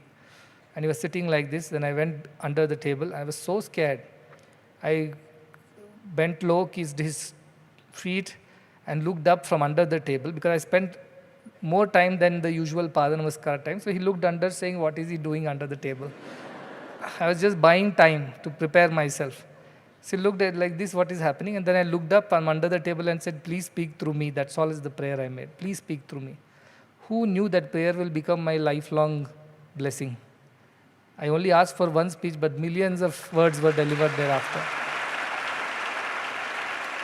And he just said, okay. He just shook his head and said, like this, acknowledged. After that, I gave the speech, but I don't remember anything of what I have spoken that day. And that is instrumentation. When you don't remember a thing of what you did, it means you didn't do it. Somebody did it for you. It's like if somebody does something, how do you know? How do you experience? You can't experience. You have no means to experience that because it's other than you. Likewise, when you're instrumenting, you remember nothing or not most of it anymore. Why? Because you have instrumented. It was never yours in the first place. It came and went. That became my experience thereafter. So how do you know whether you're a doer or you're an instrument? In doer, you will remember, you will go through the agony and ecstasy of all that which happens during the doing. In instrumentation, you will come back untouched, unaffected, undisturbed, before, during, after, same state. But afterwards somebody comes and tells you, what a wonderful speech, you did very well, you feel like a thief if you take the credit for it. You feel it was God who did it, and how do I even say yes to whatever you're saying? You feel guilty of accepting any praises for what you did. That is how you know whether you're instrumenting or not instrumenting. Somebody asks, I'm meditating, I feel tremendous amount of bliss and joy. And that memory of it remains with me even after I come out of it and then get normal. Is that Brahman or is it my mind? I said, if you have a memory of it, then it was your mind. If you have no memory of it, just of a vast, far distant, some little memory of that experience, then it was Brahman. But you have memory, I went inside, then I saw the red light, then yellow, then green. Now you're seeing traffic lights, you're not seeing Brahman. Many people ask like that. So I tell them, if you felt that you were going through something and you have memories of every of it, it was your mind only. Mind contains memory. Chitta is the property of mind, the memories. But self does not have memory. It is free. So when you come out of such a state, you just know that you were in a state like that. How long you were there, you have no idea. How deep it was, you have no idea. What all the other things you experienced during the state, you have no idea. You just know that you were in that state, that's all. That is Brahmasthiti. Otherwise, it is Brahma only, of different types of experiences in meditations. When people lure you with these kind of things, you come here and I will open your chakra and then you will experience that. Yes, they are all spiritual, some benefits only, but they are on the way. They were all on the way. They were not on the spot. So these differentiation between doing and instrumenting, one must know in our institutions especially. As the doer, I am the instrument, please don't credit me. Don't have to say a thing. This saying things also is an act of ego only, trying to differentiate between yourself and God. So they will just keep quiet. They will just smile and keep quiet. Whatever the other person understands is up to the other person, whether this was accepting the credit or this was rejecting the credit, that is the other person's problem, not my problem. That is how this Jnani lives. This is what Ashtavakra, this is what Janaka is saying, Sanchintya Tattvataha.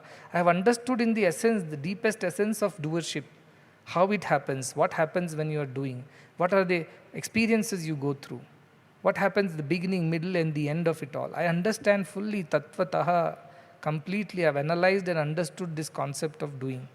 And now I am free because there is no desire to do, nor there is a desire to not do. Desire to do is one problem. Desire to not do is another problem. I have no desire. Whatsoever comes my way, I will just execute as an instrument and be done with it and be in the state of happiness. This is the second type of shloka that has inspired me. First was the Mayananta Mahambodha. The second shloka, a similar shloka like this come later also, which says, Pravruttava nivruttava naiva dhirasya durgraha yadayad kartu mayati tatkritva tishtati sukham. This shloka will come in some other chapter, but this also inspired me, saying that to engage or to disengage is not a problem for the wise ones. The foolish fellows, the ignorant ones, once they get involved in something, they get so feverish about it, they just can't get out of it. They can't sleep, eat, breathe, only one thing, keep doing. Workaholics. And then those who are withdrawn ones, something goes wrong, never again I will touch this, never again I will work, never again I will engage, never again involve. That another attitude they develop. For a wise one, both do not exist. Pravrutto means to act, or nivrutto to disengage. Both do not have a problem. They don't have a problem. Durgraha is not there. Yada yad kartum ayati tat kritva tishtate sukham. Whatever comes their way, they do it and they are happy. Same message here. Yada yad kartum ayati tat kritva so kritva se yatha sukham. I am happy, established. This whole concept of doing and not doing is called as krita akritya. Krita krityascha bharata, says Krishna in Bhagavad Gita too. Because Arjuna is suffering from this idea, if I do this war, what are the consequences, what will I go through, what will be the after effects, what karma I will incur, sins I will incur, so many problems and questions he had. That time in a beautiful chapter called Purushottama Yoga, again a must read for all seekers, 15th chapter of Bhagavad Gita. Purushottama Yoga, he says, who am I and who are you and what is this whole doing all about? And he says there are two kinds of things, Kshara and Akshara. Kshara is the destructible, Akshara is the indestructible. Both exist in you. The body and the mind are destructible. The self or the soul is indestructible. Both exist in you. But I am the Purusha, Uttama Purusha, beyond the Kshara and Akshara, he says. It means Kshara is the body and mind, Akshara is the Jivatma Bhava. It's the part and parcel of the Supreme Soul, but it is existing in us, like the reflection of sun that exists in a pot of water, or like electricity that exists in one of these bulbs. But there is a bigger electricity which is running through the circuit. That is what I am, Krishna says. I am the Supreme Purusha. Uttama Purusha, he calls himself. So what is the shloka say? After having explained to him that you are the Jivatma, you appear to be doing things. But it is the Paramatma only who is really doing things through you. The body and mind are just instruments. They are just machines, equipment. They don't do anything. You see a surgeon using various instruments. The instruments don't do anything, appear to do. There is a hand behind the instrument which is doing. Likewise, there is a divinity behind everything which does, and that divinity is not your individual property. Jivatma. No, it's not the electricity in that bulb. It is the same electricity running in all bulbs. That is the idea, he says. So he tells one shloka in 15th chapter, he says, Iti guhyav tamam shastram idam muktam mayanagha. This is the secret of the secrets I am telling you, Arjuna, so that you are free from all this idea of doership and enjoyership. Unnecessary you are suffering that you are going to kill people, that will cause sins. Don't do. Iti guhyatamam shastram. Guhyatamam means extremely secretive, because most of the fools cannot even grasp it. Secret is what? It's not something that is told. Telling something and people not understanding is not a problem at all. You are telling something which people have understood, then it is no more a secret, right? So he says, Arjuna, I have explained to you and I have made this secret known to you, which many people in this world do not know. They go on thinking they are the doers and they are the enjoyers and they suffer. But I have taught you it is not so. I am the one, the real Supreme Self is the one who does everything. All these are instrumentation only. They don't realize it, they suffer unnecessarily. He says, like that, says, Etad buddhya buddhiman syad, become intelligent, become analytic, become observant of this idea. After knowing this truth, become observant. What I am saying to you, same thing. Now become observant. Whether you are a doer or you are an instrument. Every time you do a thing, next time something is being done, analyze. Buddhiman syat, become intelligent. How? How is my state of mind before, during and after? Check on yourself. That will tell you whether you are instrumenting or you are suffering the doership still.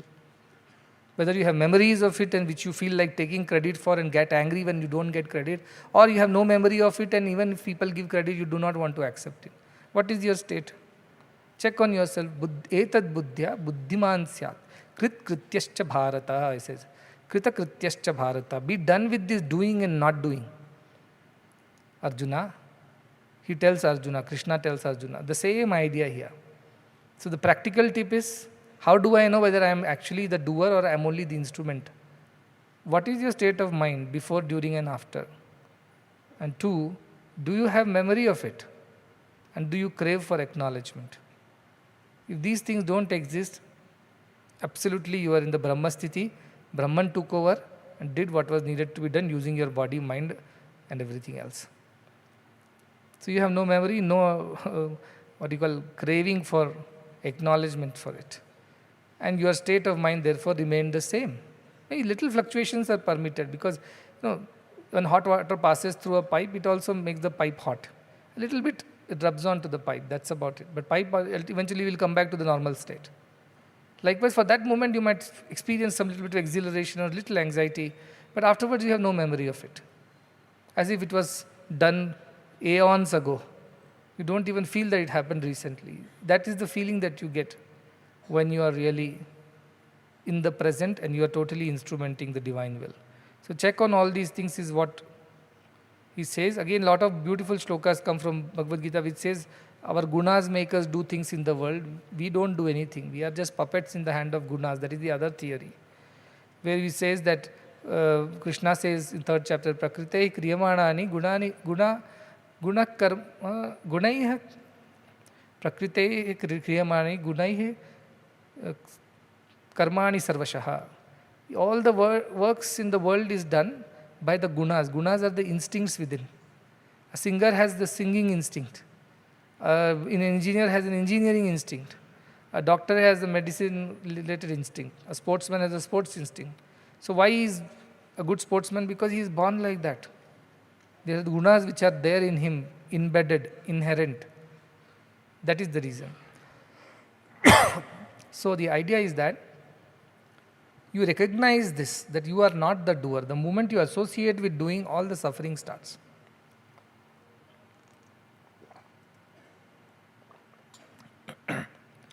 So what is your state? Yada yat kartum ayati. Whatever comes your way, you just lend yourself to it, that's it. Good things happen. As long as you didn't feel the doership, fine. Suppose nothing good happens, some problems happen. Failures and setbacks happen. Accept it. As long as you don't feel the doership. It's okay. We do surgeries, we lose children also. Not that every child is saved. Our doctors do their very best. We lose some children, some patients. Part of life. Nobody does it intentionally, but it happens. Now if the doctors becomes overwhelmed with what happened and does not have the courage to face the next child, he would be denying the next child the opportunity to live because of his attachment to the doership and the enjoyship. So when they ask me, I only ask them, have you done everything that is medically possible under the sky in your capacity? Yes, leave it. The child has survived, divine will. Child did not survive, divine will. And develop the courage to go face the next patient and do your very best. But if you linger on in the previous thoughts, you will be doing injustice to the next patient. Isn't it? So therefore, doership is very detrimental to excellence and perfection in life. The moment doership comes, all perfection goes for a toss. Because you get anxious, then you make mistakes. Another nice story I remember from my childhood. when my birthday was there. So I invited 3-4 of my friends from my school. They were my close friends. I was in, I think, 11th standard or so. And I had learned how to make chole. Chole, you know, the chickpeas. So I had learned newly from my mother. My mother is quite good at that chole making. So I learned, and I made it like that just casually because they were all coming at 4 o'clock, and those days these bakery sweets were not so available. You know, you just cooked something at home and fed everybody. Cakes were also rarely, generally that whole idea of buying a big cake, cutting, celebrating. In these small towns it hardly existed. Maybe some cake we'll bake at home and do something. So when these 3-4 friends were coming, I just cooked that chole, chickpeas, and then I put it in bowls and put some chutney and all that, which I had made at home, and gave it to them. That's all was the birthday party. But everybody enjoyed it. They said, it's come out so good. We never had something like that. So I was very happy. And then they said, this is amazing, and they all ate and left. Then after some days, we wanted to go for a picnic after the exams. We had a very beautiful, Chhattisgarh is such a very beautiful green state. And where we lived was very green. A small river used to flow at the edge of the town. And then there were forests and hills and very quiet. So we used to go for picnics. So these friends and all told, let us go for a picnic. I said, okay. So we chose the spot, we all went. Then they said, we can't make fire and cook there because we are just going for a few hours on our bicycles. Everybody should bring something from home to eat. So that we put together and eat and then come back after some time. So everybody said, you should make chole, that chickpeas thing. You made it so good. I said, of course I will make and bring and entertain everybody. But then doership crept in. Oh my God, they all are expecting good chole from me because last time it was good. So what I did effortlessly last time without the care for the outcome, this time the outcome became my problem. It better come out well because more people are coming, then they're bringing food from their homes also. And if suppose my food turns out to be not that great, it will be a shame. So that pressure of doership and enjoyership ruined the chole that day. Everybody was very eager to eat that chole, but the moment I opened the box, the very look of it made them feel this is not worth eating. It had all become a paste, I had overboiled it and done something and all. And when I gave, they all said, this is not like last time, they said. Why it was not like last time? Chole is the same, cooking gas is the same, the process is the same, recipe is the same, the cook also is the same. What went wrong? Doership went wrong. The pressure that I have to impress people with my chole, that ruined that whole dish.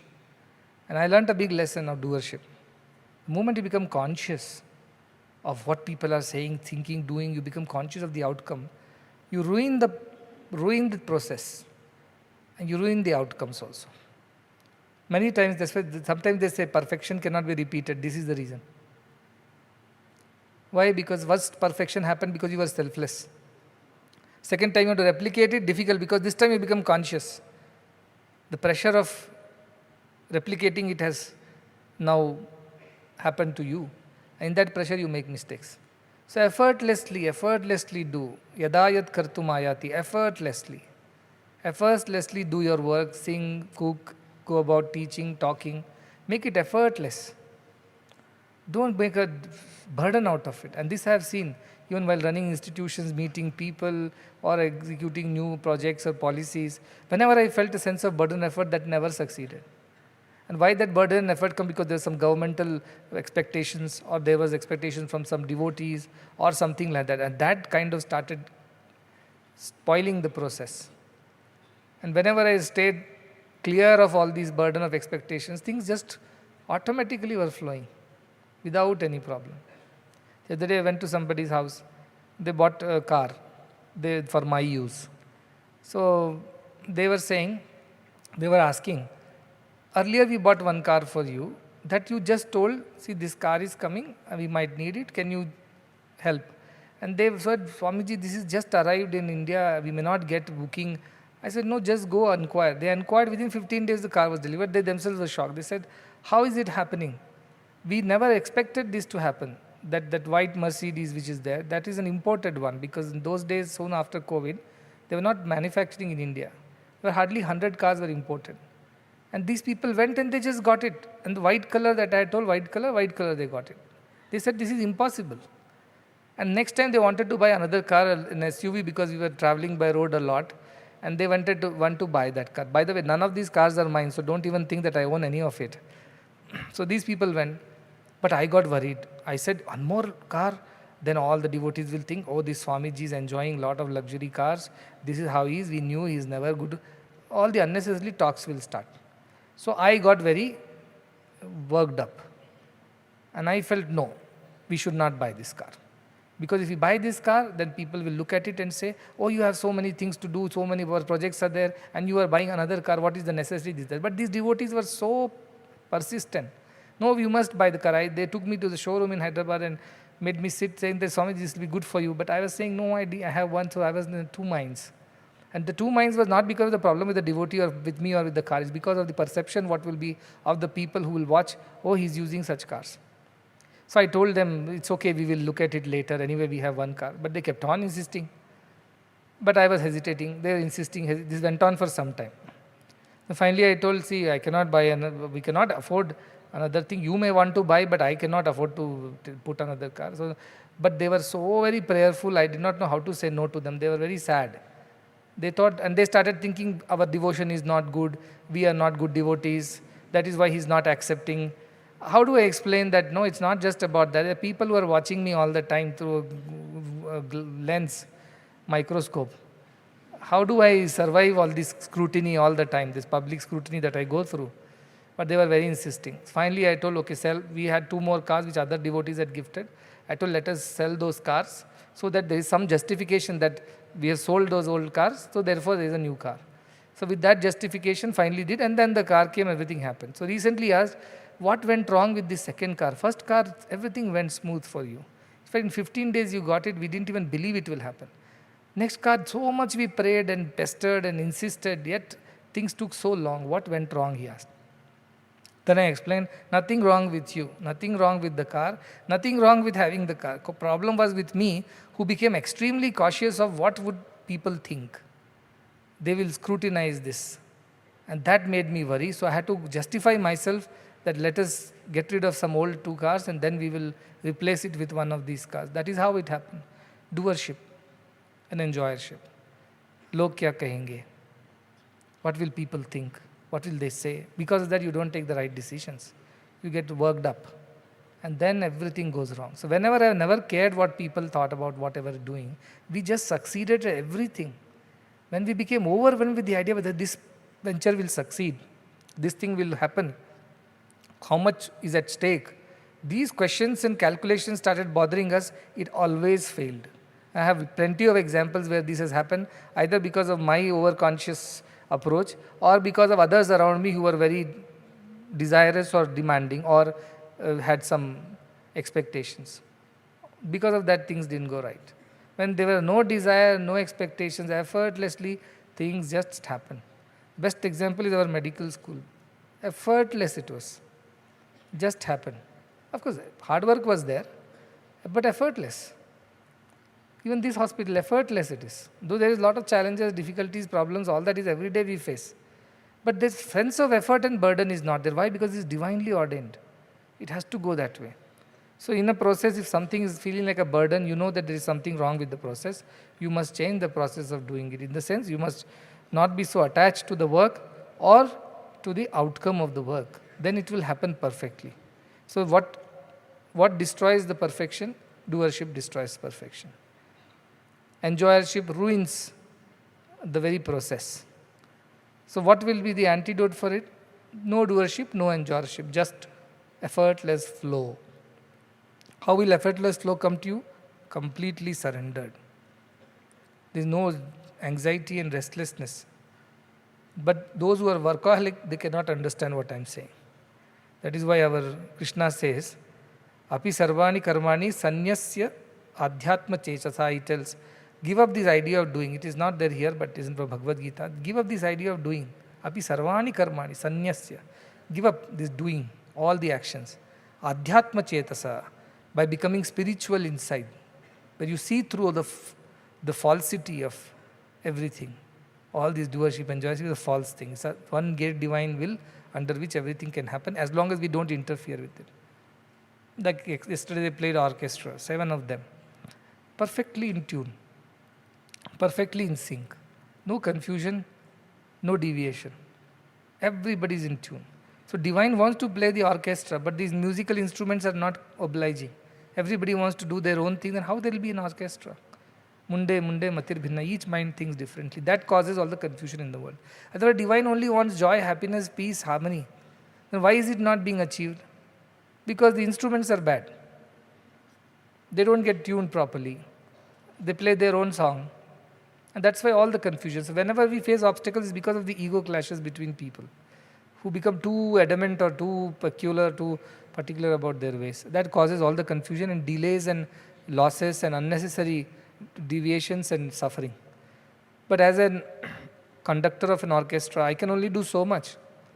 I can only teach you, be surrendered to the master, be tuned as an instrument, be obedient to the instructions, follow the score, stick to the script. That's all I can say.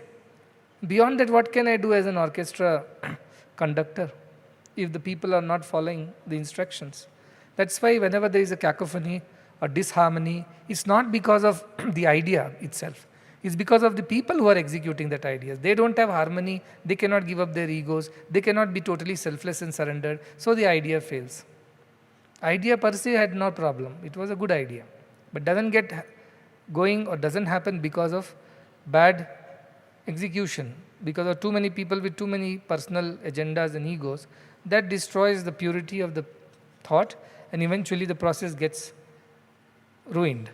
So what do? He says, Nirashi nirmamo bhutva. To Arjuna, Krishna advises, Nirashi nirmamo bhutva. Become desireless and attachmentless. Nirashi, no desire, nirmama, no attachment. Nirashi nirmamo bhutva yudhyasva vigatajvaraha, he says. Then you fight the war, vigatajvaraha, very good word. Get rid of this fever, feverish actions. No, some people are there, can't sit 1 second in one place. They're whirlwinds. Feverish. Says, vigatajvaraha, get rid of this fever of doership, this disease. How? Nirashi nirmamo bhutva, by becoming desireless and attachmentless.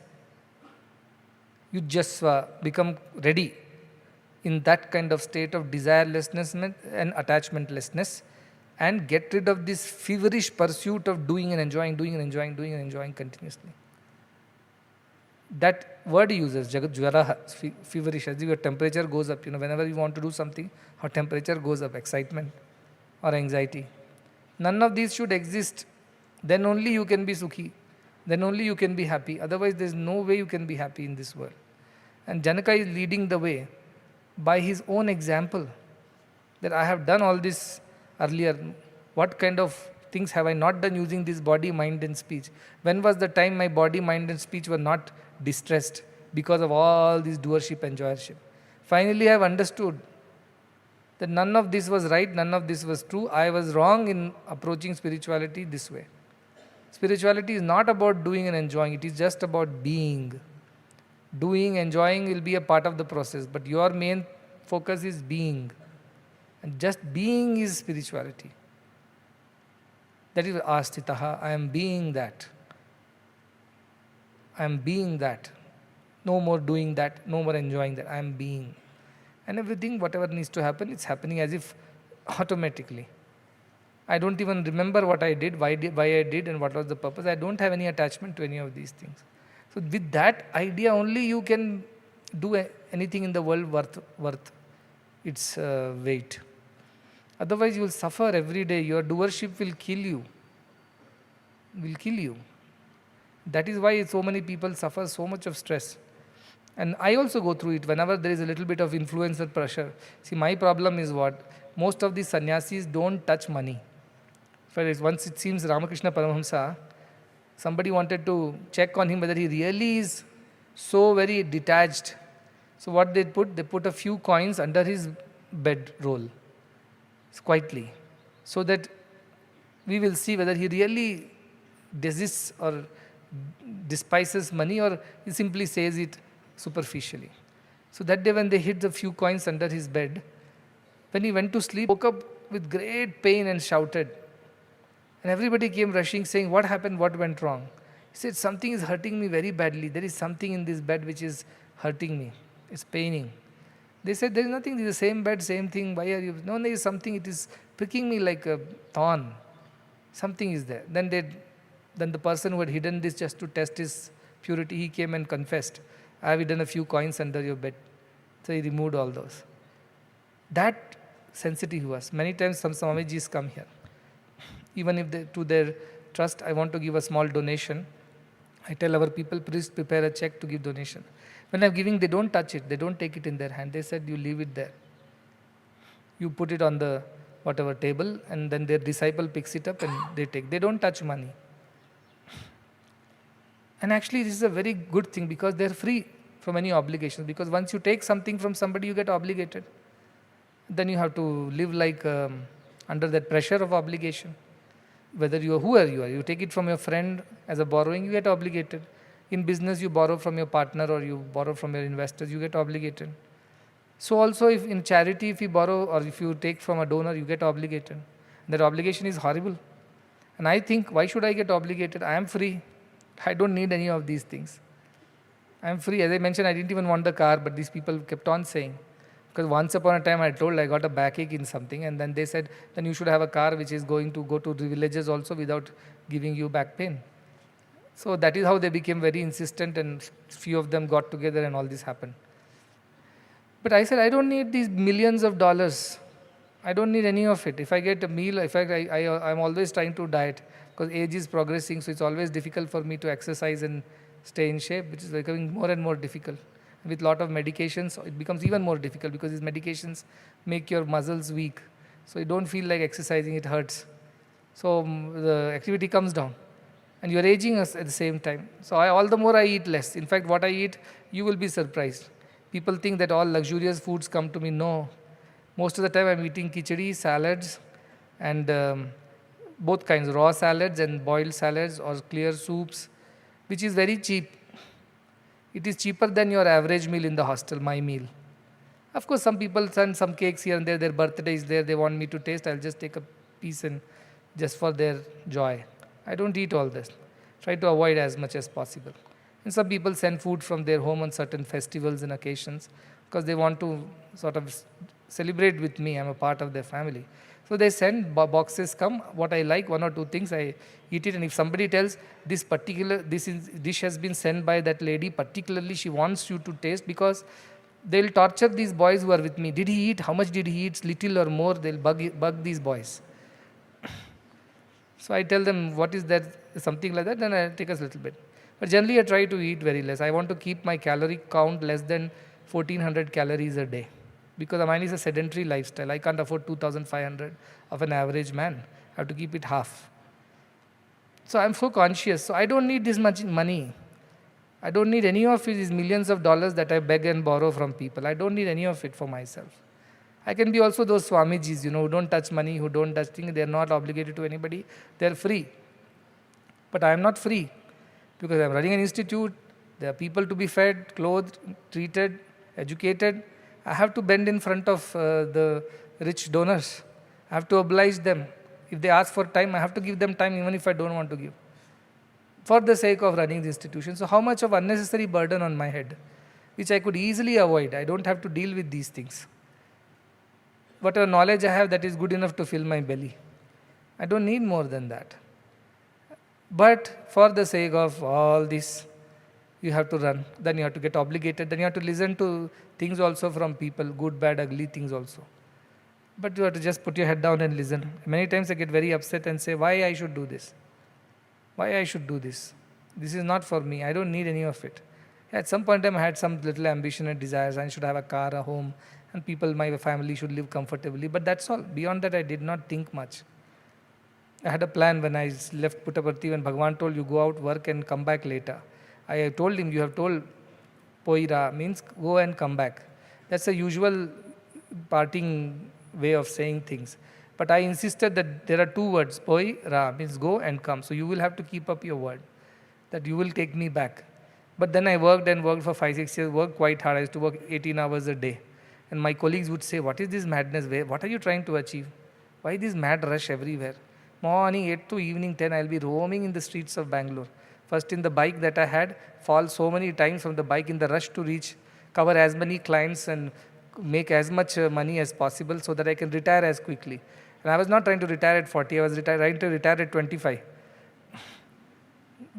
Because I wanted to get back to Puttaparthi as soon as possible. But then I knew I have the responsibilities. To that extent, I was bending. So then one day I used to drive 150 to 160 kilometers around Bangalore. From Koromangala to Malleshwaram to Rajaji Nagar to back to Jayanagar, everywhere. Wherever a client says there is a business, I would run. Won't see the time and energy. Why? Because I wanted to quickly finish my obligations and go back to Puttaparthi. That's all was my idea. I had made a plan also as my investment banker. I thought if I can save 1 crore rupees, I'll put 20 lakhs FDs in the name of mother, brother, sister, no taxes. That time tax slab was only 5 lakhs. Beyond that you have to pay taxes. Today it's 12 lakh rupees. So I used to think RBI bond 6.5% tax free. That's enough for me. Put that 20 lakhs in 5 people's name. All the money will be tax free. In Puttaparthi everything is free. Your healthcare is free. And build a small house outside. You don't have to ask anybody. Don't take any salary from the institute. And live comfortably. This was my big financial planning. But man proposes, God disposes. So Bhagavan never allowed me. But I have to work very hard for that. I understand that time I stressed myself, strained myself, did all kinds of things using my body, mind and speech. Because I had a desire and ambition to finish my financial obligations and get back to Puttaparthi. But today, what desire do I have? Why should I work hard? Why should I put my body, mind and speech to any stress? Not necessary, isn't it? Still I work till 9:30 every night. Why do I work? Yada yat kartum ayati tat kritva tishtati sukham. Whatever has to be done today must be done using your body, mind and speech, kaya, vacha, manasa. And once it's done, close the day, sleep off. Next day if God wakes you up, you are ready to do the day's labor. But in the process, sometimes you have to face obstacles, sometimes challenges, sometimes a bit of embarrassment, sometimes you have to hear things from people whom you are obligated to. It hurts, it feels bad. But in those times when you feel weak and discouraged, I again go back to Ashtavakra Gita. Pavruttava nivruttava naiva dhirasya durgraha yada yat kartumayat. So you don't feel the burden of it then. Then you carry on and carry on and carry on with whatever you have got to do. I don't think any of the students would be able to even understand what I'm saying. Maybe some devotees will understand because they have lived in a world outside which is transactional, give and take, and you get obligated to people even if you don't want to, for your personal desire. But here getting obligated for the sake of betterment of the world is another game altogether. But only a jnani can handle it, and a jnani will suffer through this process. Only a jnani can handle it. A jnani will never be able to take this ups and downs of doing things in the world. So that is why I keep telling our students, gone are the days when you could be just Tyagajivis in this mission. You cannot, maybe in the old mission you could have been Tyagajivis, where children were paying their fees, you didn't have to touch money or ask anybody for any favors. You were just running the school and teaching them moral and devotional things alongside the subjects. If that was the mission, Tyagajivana was good enough. But here it is Yoga Jivana. Less than Yoga Jivana is not going to sustain this mission. Tyaga Jivana is lesser qualification, you cannot sustain. To sustain this mission, you have to be a Yoga Jivi. Means established in what? Nirmamo, Nirashi, completely free from desires and completely free from attachments. Because Jwaraha and the doership and enjoyership, free from all this.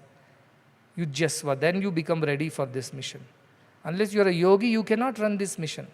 I keep telling our youngsters, your whole idea is when you come here, you come as a rogi. Why? Because you have so many problems in life, like a disease, person with diseases. You come to get free education, some help in the health care, something, some favors you want from the institution, so you join the institution because you have poverty and all that. Then slowly you become a bhogi, you start enjoying the process of learning, growing, but you are doing it all for your personal sake. Oh, one day I will become educated, employed, I will earn money, take care of my family, we will have a home, we will have a car, we will have this. So that becomes the next idea after coming here. Then slowly you learn, no, that is not all. I must be a tyagi, I must be a man of sacrifice, I must give more and take less. So slowly as you grow in this education system, you start developing that attitude of sacrifice. No, it's not about just me and my family. They will be looked after, howsoever little. I must also work for the welfare of others. That is the third level of qualification that you achieve being in the institutions. But that also would not suffice. As I said, in the past it would have sufficed because we were taking a fee. There was no real financial obligations that you would have for running this trust. You would just tell the parents, pay the fee, and we will look after your children well and we will take care. So you don't have to stretch your palms in front of anybody or feel obligated or borrow money. You never had to do all these things. So Tyaga Jivana was sufficient for the previous way of doing things. But now you can't take a rupee from any child. You still provide them highest quality everything. And then where the resources will come from? Go beg, borrow. Don't steal, that's all. And when you beg and borrow, it hurts. It is a direct attack on the ego. And it feels terrible when you have to become obliged to people and their demands, and then you have to, succumb to all these pressures. It feels terrible for somebody who is very, very independent or very self-made type. It's very difficult to take things from others and then bow your head down in front of them, whoever, Sadguru or whoever you are. It feels horrible. But that you can do only if you are a yogi, because you are very clear you are not doing it for yourself. It's for the greater good of all that you have to oblige. Why Krishna sat at the feet of Arjuna, got kicks from his feet? Krishna need not have done that. He himself was a king, by the way. He didn't. But for Dharma Sthapana, he underwent whatever he had to undergo and never complained about it. That is the idea. Only yogi can do that, because Krishna is Yogishwara. Only a yogi can bend so low to lift the fallen. Others will not bend. They say, it's below my dignity to bend. You rise, then we will talk. But the yogi will bend even backwards to lift the downtrodden, the fallen, the suffering. And that is why I say these scriptures are important for our people to study, because this will make you a yogi, not just a tyagi. And unless you are a yogi, you are of no use to this mission. In fact, you will be detrimental to this mission if you are not a yogi. You will be an obstruction in this mission if you are not a yogi. You will be a problem in this mission if you are not a yogi. So why am I hours and hours of continuously talking and explaining scriptures? Why? Because at the end of it, you have to become a yogi, because my tenure will end at some point in time. Body is perishable. But if the good has to go on, then you have to rise to the occasion. That's why when that one man came and told, I want to take some blood sample and make clones of you in Delhi. I said, don't worry, I'm making my own clones here, but not with my blood sample, but with my love. And that will perhaps lead the way for the future. But remember, our standards are very high. What is being asked of us is the sky and beyond. We have to be yogi, perfect yogis, who have no doership, no enjoyership, but nevertheless very active and ready to go to any extent for the sake of doing good. That kind of yogi, yoginis is what this mission is working on preparing. So if you are falling short of it, remember, you cannot say that, yes, I am short of your expectations of yogi, but 70% I am there. Can I be of 70% help in your mission? I said, no. 100% only can help this mission. 99% will destroy it, will harm it. Unless you are 100%, I cannot use you. 99% is not good enough for me. Can you reach that stage and do things? Then yes, you be a part of it. If not, then you will find it a burden to do. As I said, you will complain at every turn. Why this is like this? Why this is not like that? Why that? Then you will never be happy and joyful. And when you know that you are not joyful doing something, it means it is not being done the right way. Work should lead to joy. If joy is not there in work, it means you are not doing it the right way. So these are very, very practical understanding of Ashtavakra Gita and how one should lead one's life. If you can be this way, it won't take too long for you to transform the world. But a critical mass is required to tilt the balance. That critical mass is what I am trying to create over here. I cannot create and make this happen in every single household everywhere around the world, but I can make it happen here in these controlled circumstances, and hope that this critical mass will tilt the balance of goodness and then slowly inspire the next set of people, and then it will spread like a wildfire. That's the effort. So when people ask, what's your strategy? This is the strategy. I spiritually want to help you mature. So you are no more just tyagis, you become yogis. And once you are a yogi, you are capable of anything because the divine flows through you. And when all the challenges and obstacles, which will only get more and more in this process, come your way, you will not buckle, you will not bend, you will not get discouraged or disheartened. You will continue to march on. That is the mission. So that far you should understand why things are being done. Just 100 days of Ashtavakra Gita is not some nice thing to do. It is to build you all into yogis, whoever you are, students, staff, devotees, delegates or guests, whoever you are. Only a yogi can help this mission. If you are anything less than a yogi, you are only going to harm this mission by not being perfect. So please work on yourself. That is the idea, to encourage you. Now we have a vachana from Kanakadasa. Kanakadasa was again so-called a low born in a lower caste, but he was such a great devotee and of Sri Krishna that he wanted to have the darshan of Krishna, but he was not allowed inside the temple. He said, "You are not eligible to enter the temple." And he cries standing behind the temple. And I believe the Krishna's idol turns and gives him darshan through a small gap in the wall. And that's called Kanakadasa's, or Kanakana Kindi they call it, small crack in the wall, an aperture, a slit, through which he sees Lord Krishna, because his devotion was such. So there is one song from Kanakadasa about values that give meaning to life. That's the idea. How should you live?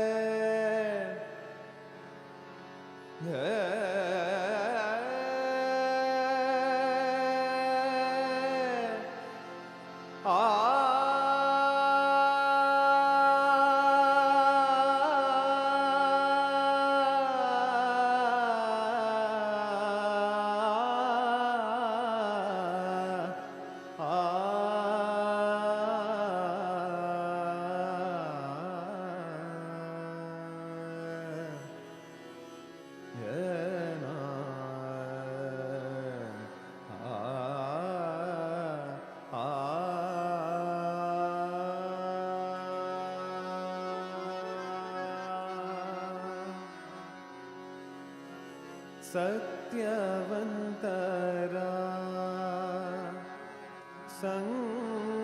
संगविरलु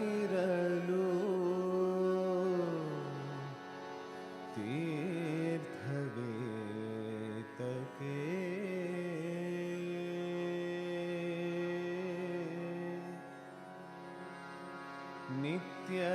नित्यज्ञानी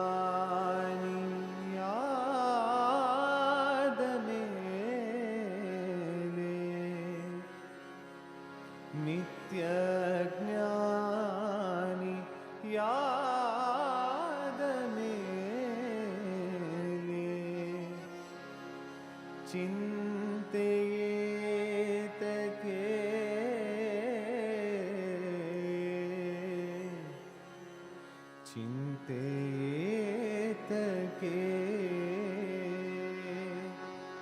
सत्यवन्तर संगविरलु तीर्थवेतके नित्यज्ञानी याद मेले नित्यज्ञानी याद मेले चिंतेत के चिंतेत के ಸತ್ಯವಂತರ ಸಂಗವಿರಲು ತೀರ್ಥವೇತಕ್ಕೆ ನಿತ್ಯ ಜ್ಞಾನಿ ಯಾದ ಮೇಲೆ ಚಿಂತೆಯೇತಕ್ಕೆ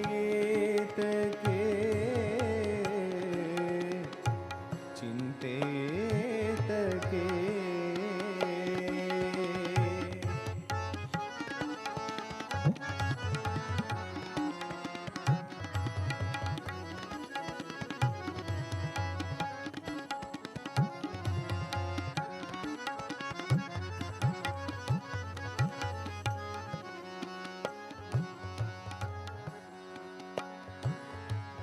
ತಾನು ಉಣ್ಣದ ಪರರಿಗಿಕ್ಕದ ಧನವಿದ್ದೇತಕ್ಕೆ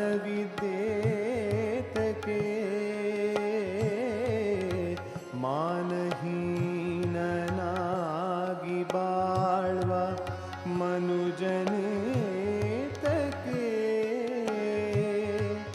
ತಾನು ಉಣ್ಣದ ಪರರಿಗಿಕ್ಕದ ಧನವಿದೇತಕ್ಕೆ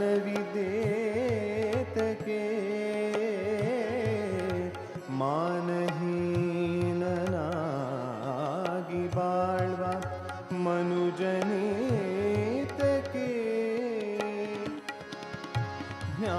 ಜ್ಞಾನವಿಲ್ಲದೆ ನೂರು ಕಾಲ ಬದುಕಲೇತಕ್ಕೆ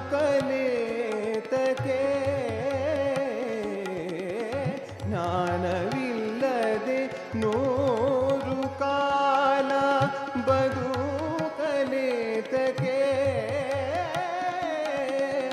ಮಾನಿನಿಯ ತೋರೆದವನಿಗೆ ಮಾನಿನಿಯ ತೋರೆದವನಿಗೆ ಭೋಗವೇತಕ್ಕೆ ಸತ್ಯವಂತರ ಸಂಗವಿರಲು ತೀರ್ಥವೇತಕ್ಕೆ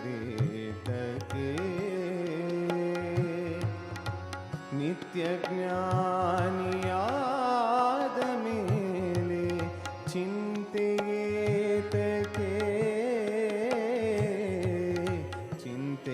ಚಿಂತೆಯೇತಕ್ಕೆ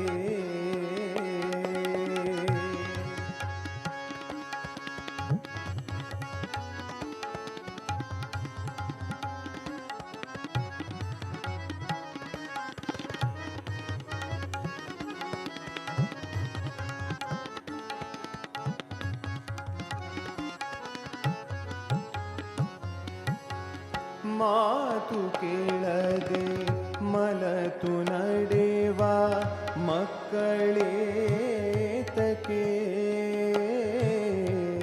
ಪ್ರೀತಿಯಿಲ್ಲದೆ ಎಡೆಯನಿಕ್ಕಿದ ಅನ್ನವೇತಕ್ಕೆ ಮಾತು ಕೇಳದೆ ಮಲತು ನಡೆವ ಮಕ್ಕಳೇತಕ್ಕೆ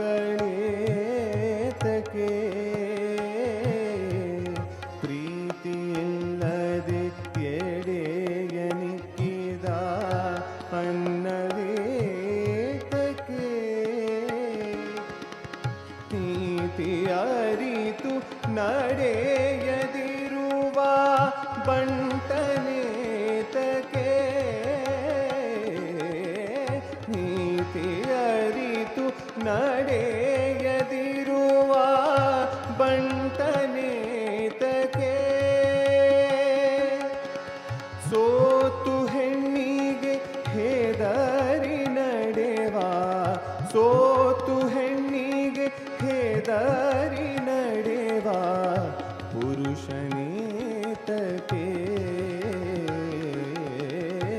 ಸತ್ಯವಂತರ ಸಂಗವಿರಲು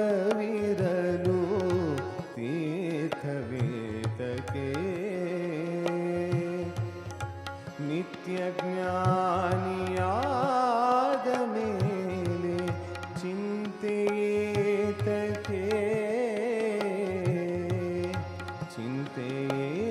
ಚಿಂತೆಯೇತಕ್ಕೆ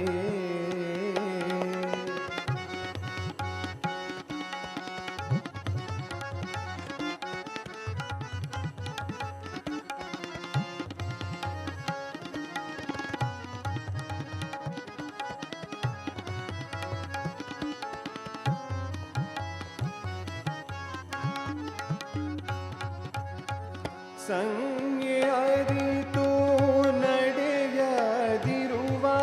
ಸತಿಯಿದ್ದೇತಕ್ಕೆ ಸಂಜ್ಞೆ ಅರಿತು ನಡೆಯದಿರುವ ಸತಿಯಿದ್ದೇತಕ್ಕೆ ಮುನ್ನ ಕೊಟ್ಟು ಪಡೆಯದನ್ನ ಬಯಸಲೇತಕ್ಕೆ ಮನ್ನಣೆಯ ನಡೆಸದಿರುವ ದೊರೆಯು ಏತಕ್ಕೆ ಮನ್ನಣೆಯ ನಡೆಸದಿರುವ ದೊರೆಯು ಏತಕ್ಕೆ ಚನ್ನಾದಿ ಕೇಶವ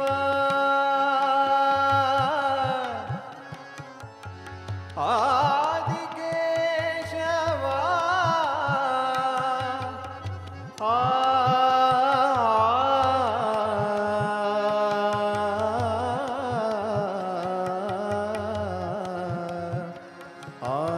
ಆದಿಕೇಶವ ಆದಿಕೇಶವ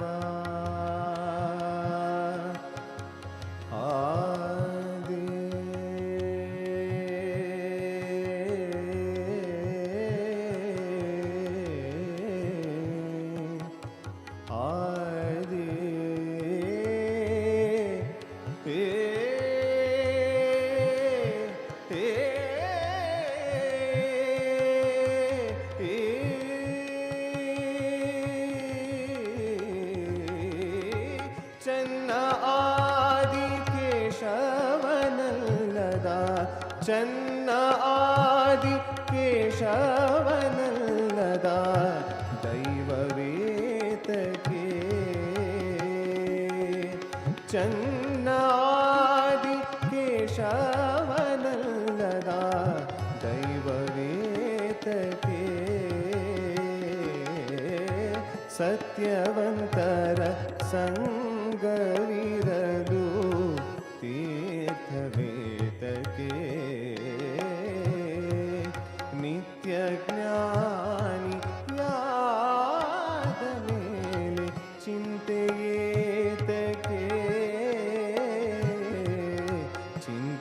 ಚಿಂತೆಯೇತಕ್ಕೆ ಸತ್ಯವಂತರ ಸಂಗರಿದಲು ತೀರ್ಥವೇತಕ್ಕೆ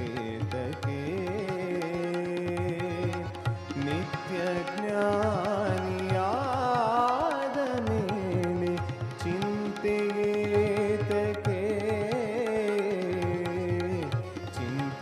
ಚಿಂತೆಯೇತಕ್ಕೆ ಚಿಂತೆಯೇತಕ್ಕೆ ಚಿಂತೆಯೇತಕ್ಕೆ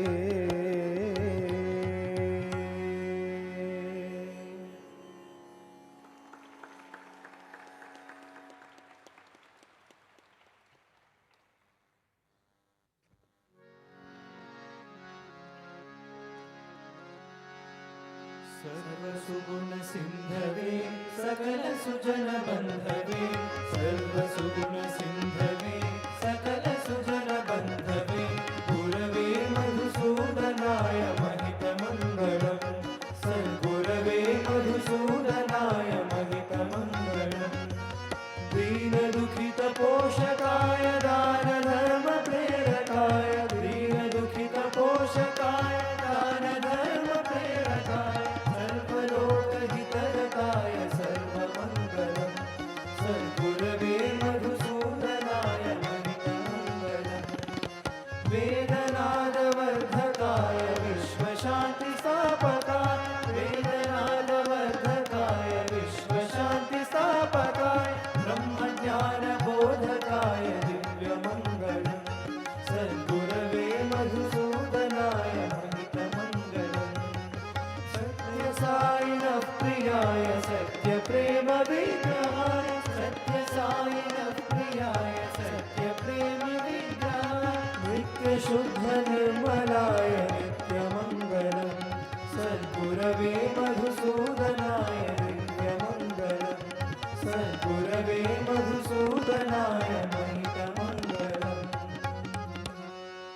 ॐ जय जगदीश हरे स्वामी सत्य साई हरे भक्तजना संरक्षक भक्तजना संरक्षक पति महेश्वर ॐ जय जगदीश हरे शशिवदना श्रीकरा सर्वा प्राणपते स्वामी सर्वा प्राणपते आश्रित कल्पलतिका आश्रित कल्पलतिका आवबाधवा ॐ जय जगदीश हरे मातपिता गुरुदैवं मरियन्तयु नीवे स्वामी मरियन्तयु नीवे नाद ब्रह्म जगन्नाथा नाद ब्रह्म जगन्नाथा नागेन्द्राशयन ॐ जय जगदीश हरे ओंकार रूप ओजस्वी नमो साई महादेव सद्गुरु साई महादेवा मंगलारती अंदुको मंगलारती अंदुको मंदर गिरिधारी ओम जय जगदीश हरे नारायण ओम सत्यनारायण नारायण नारायण ओम नारायण नारायण ओम सत्य नारायण नारायण ओम सत्य नारायण नारायण ओम जय सद्गुरुदेवा नारायण नारायण ओम सत्य नारायण नारायण नारायण ओम नारायण नारायण ओम सत्य नारायण नारायण ओम सत्य नारायण नारायण ओम जय सद्गुरुदेवा नारायण नारायण ओम सत्य नारायण नारायण नारायण ओम नारायण नारायण ओम सत्य नारायण नारायण ओम सत्य नारायण नारायण ओम जय सद्गुरुदेवा ओम शांति शांति शांति समस्त लोका सुखिनो भवन्तु समस्त लोका सुखिनो भवन्तु समस्त लोका सुखिनो भवन्तु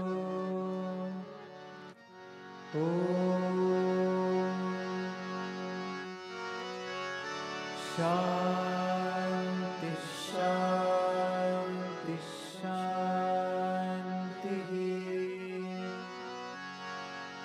जय बोलो भगवान श्री सत्य साई बाबा जी की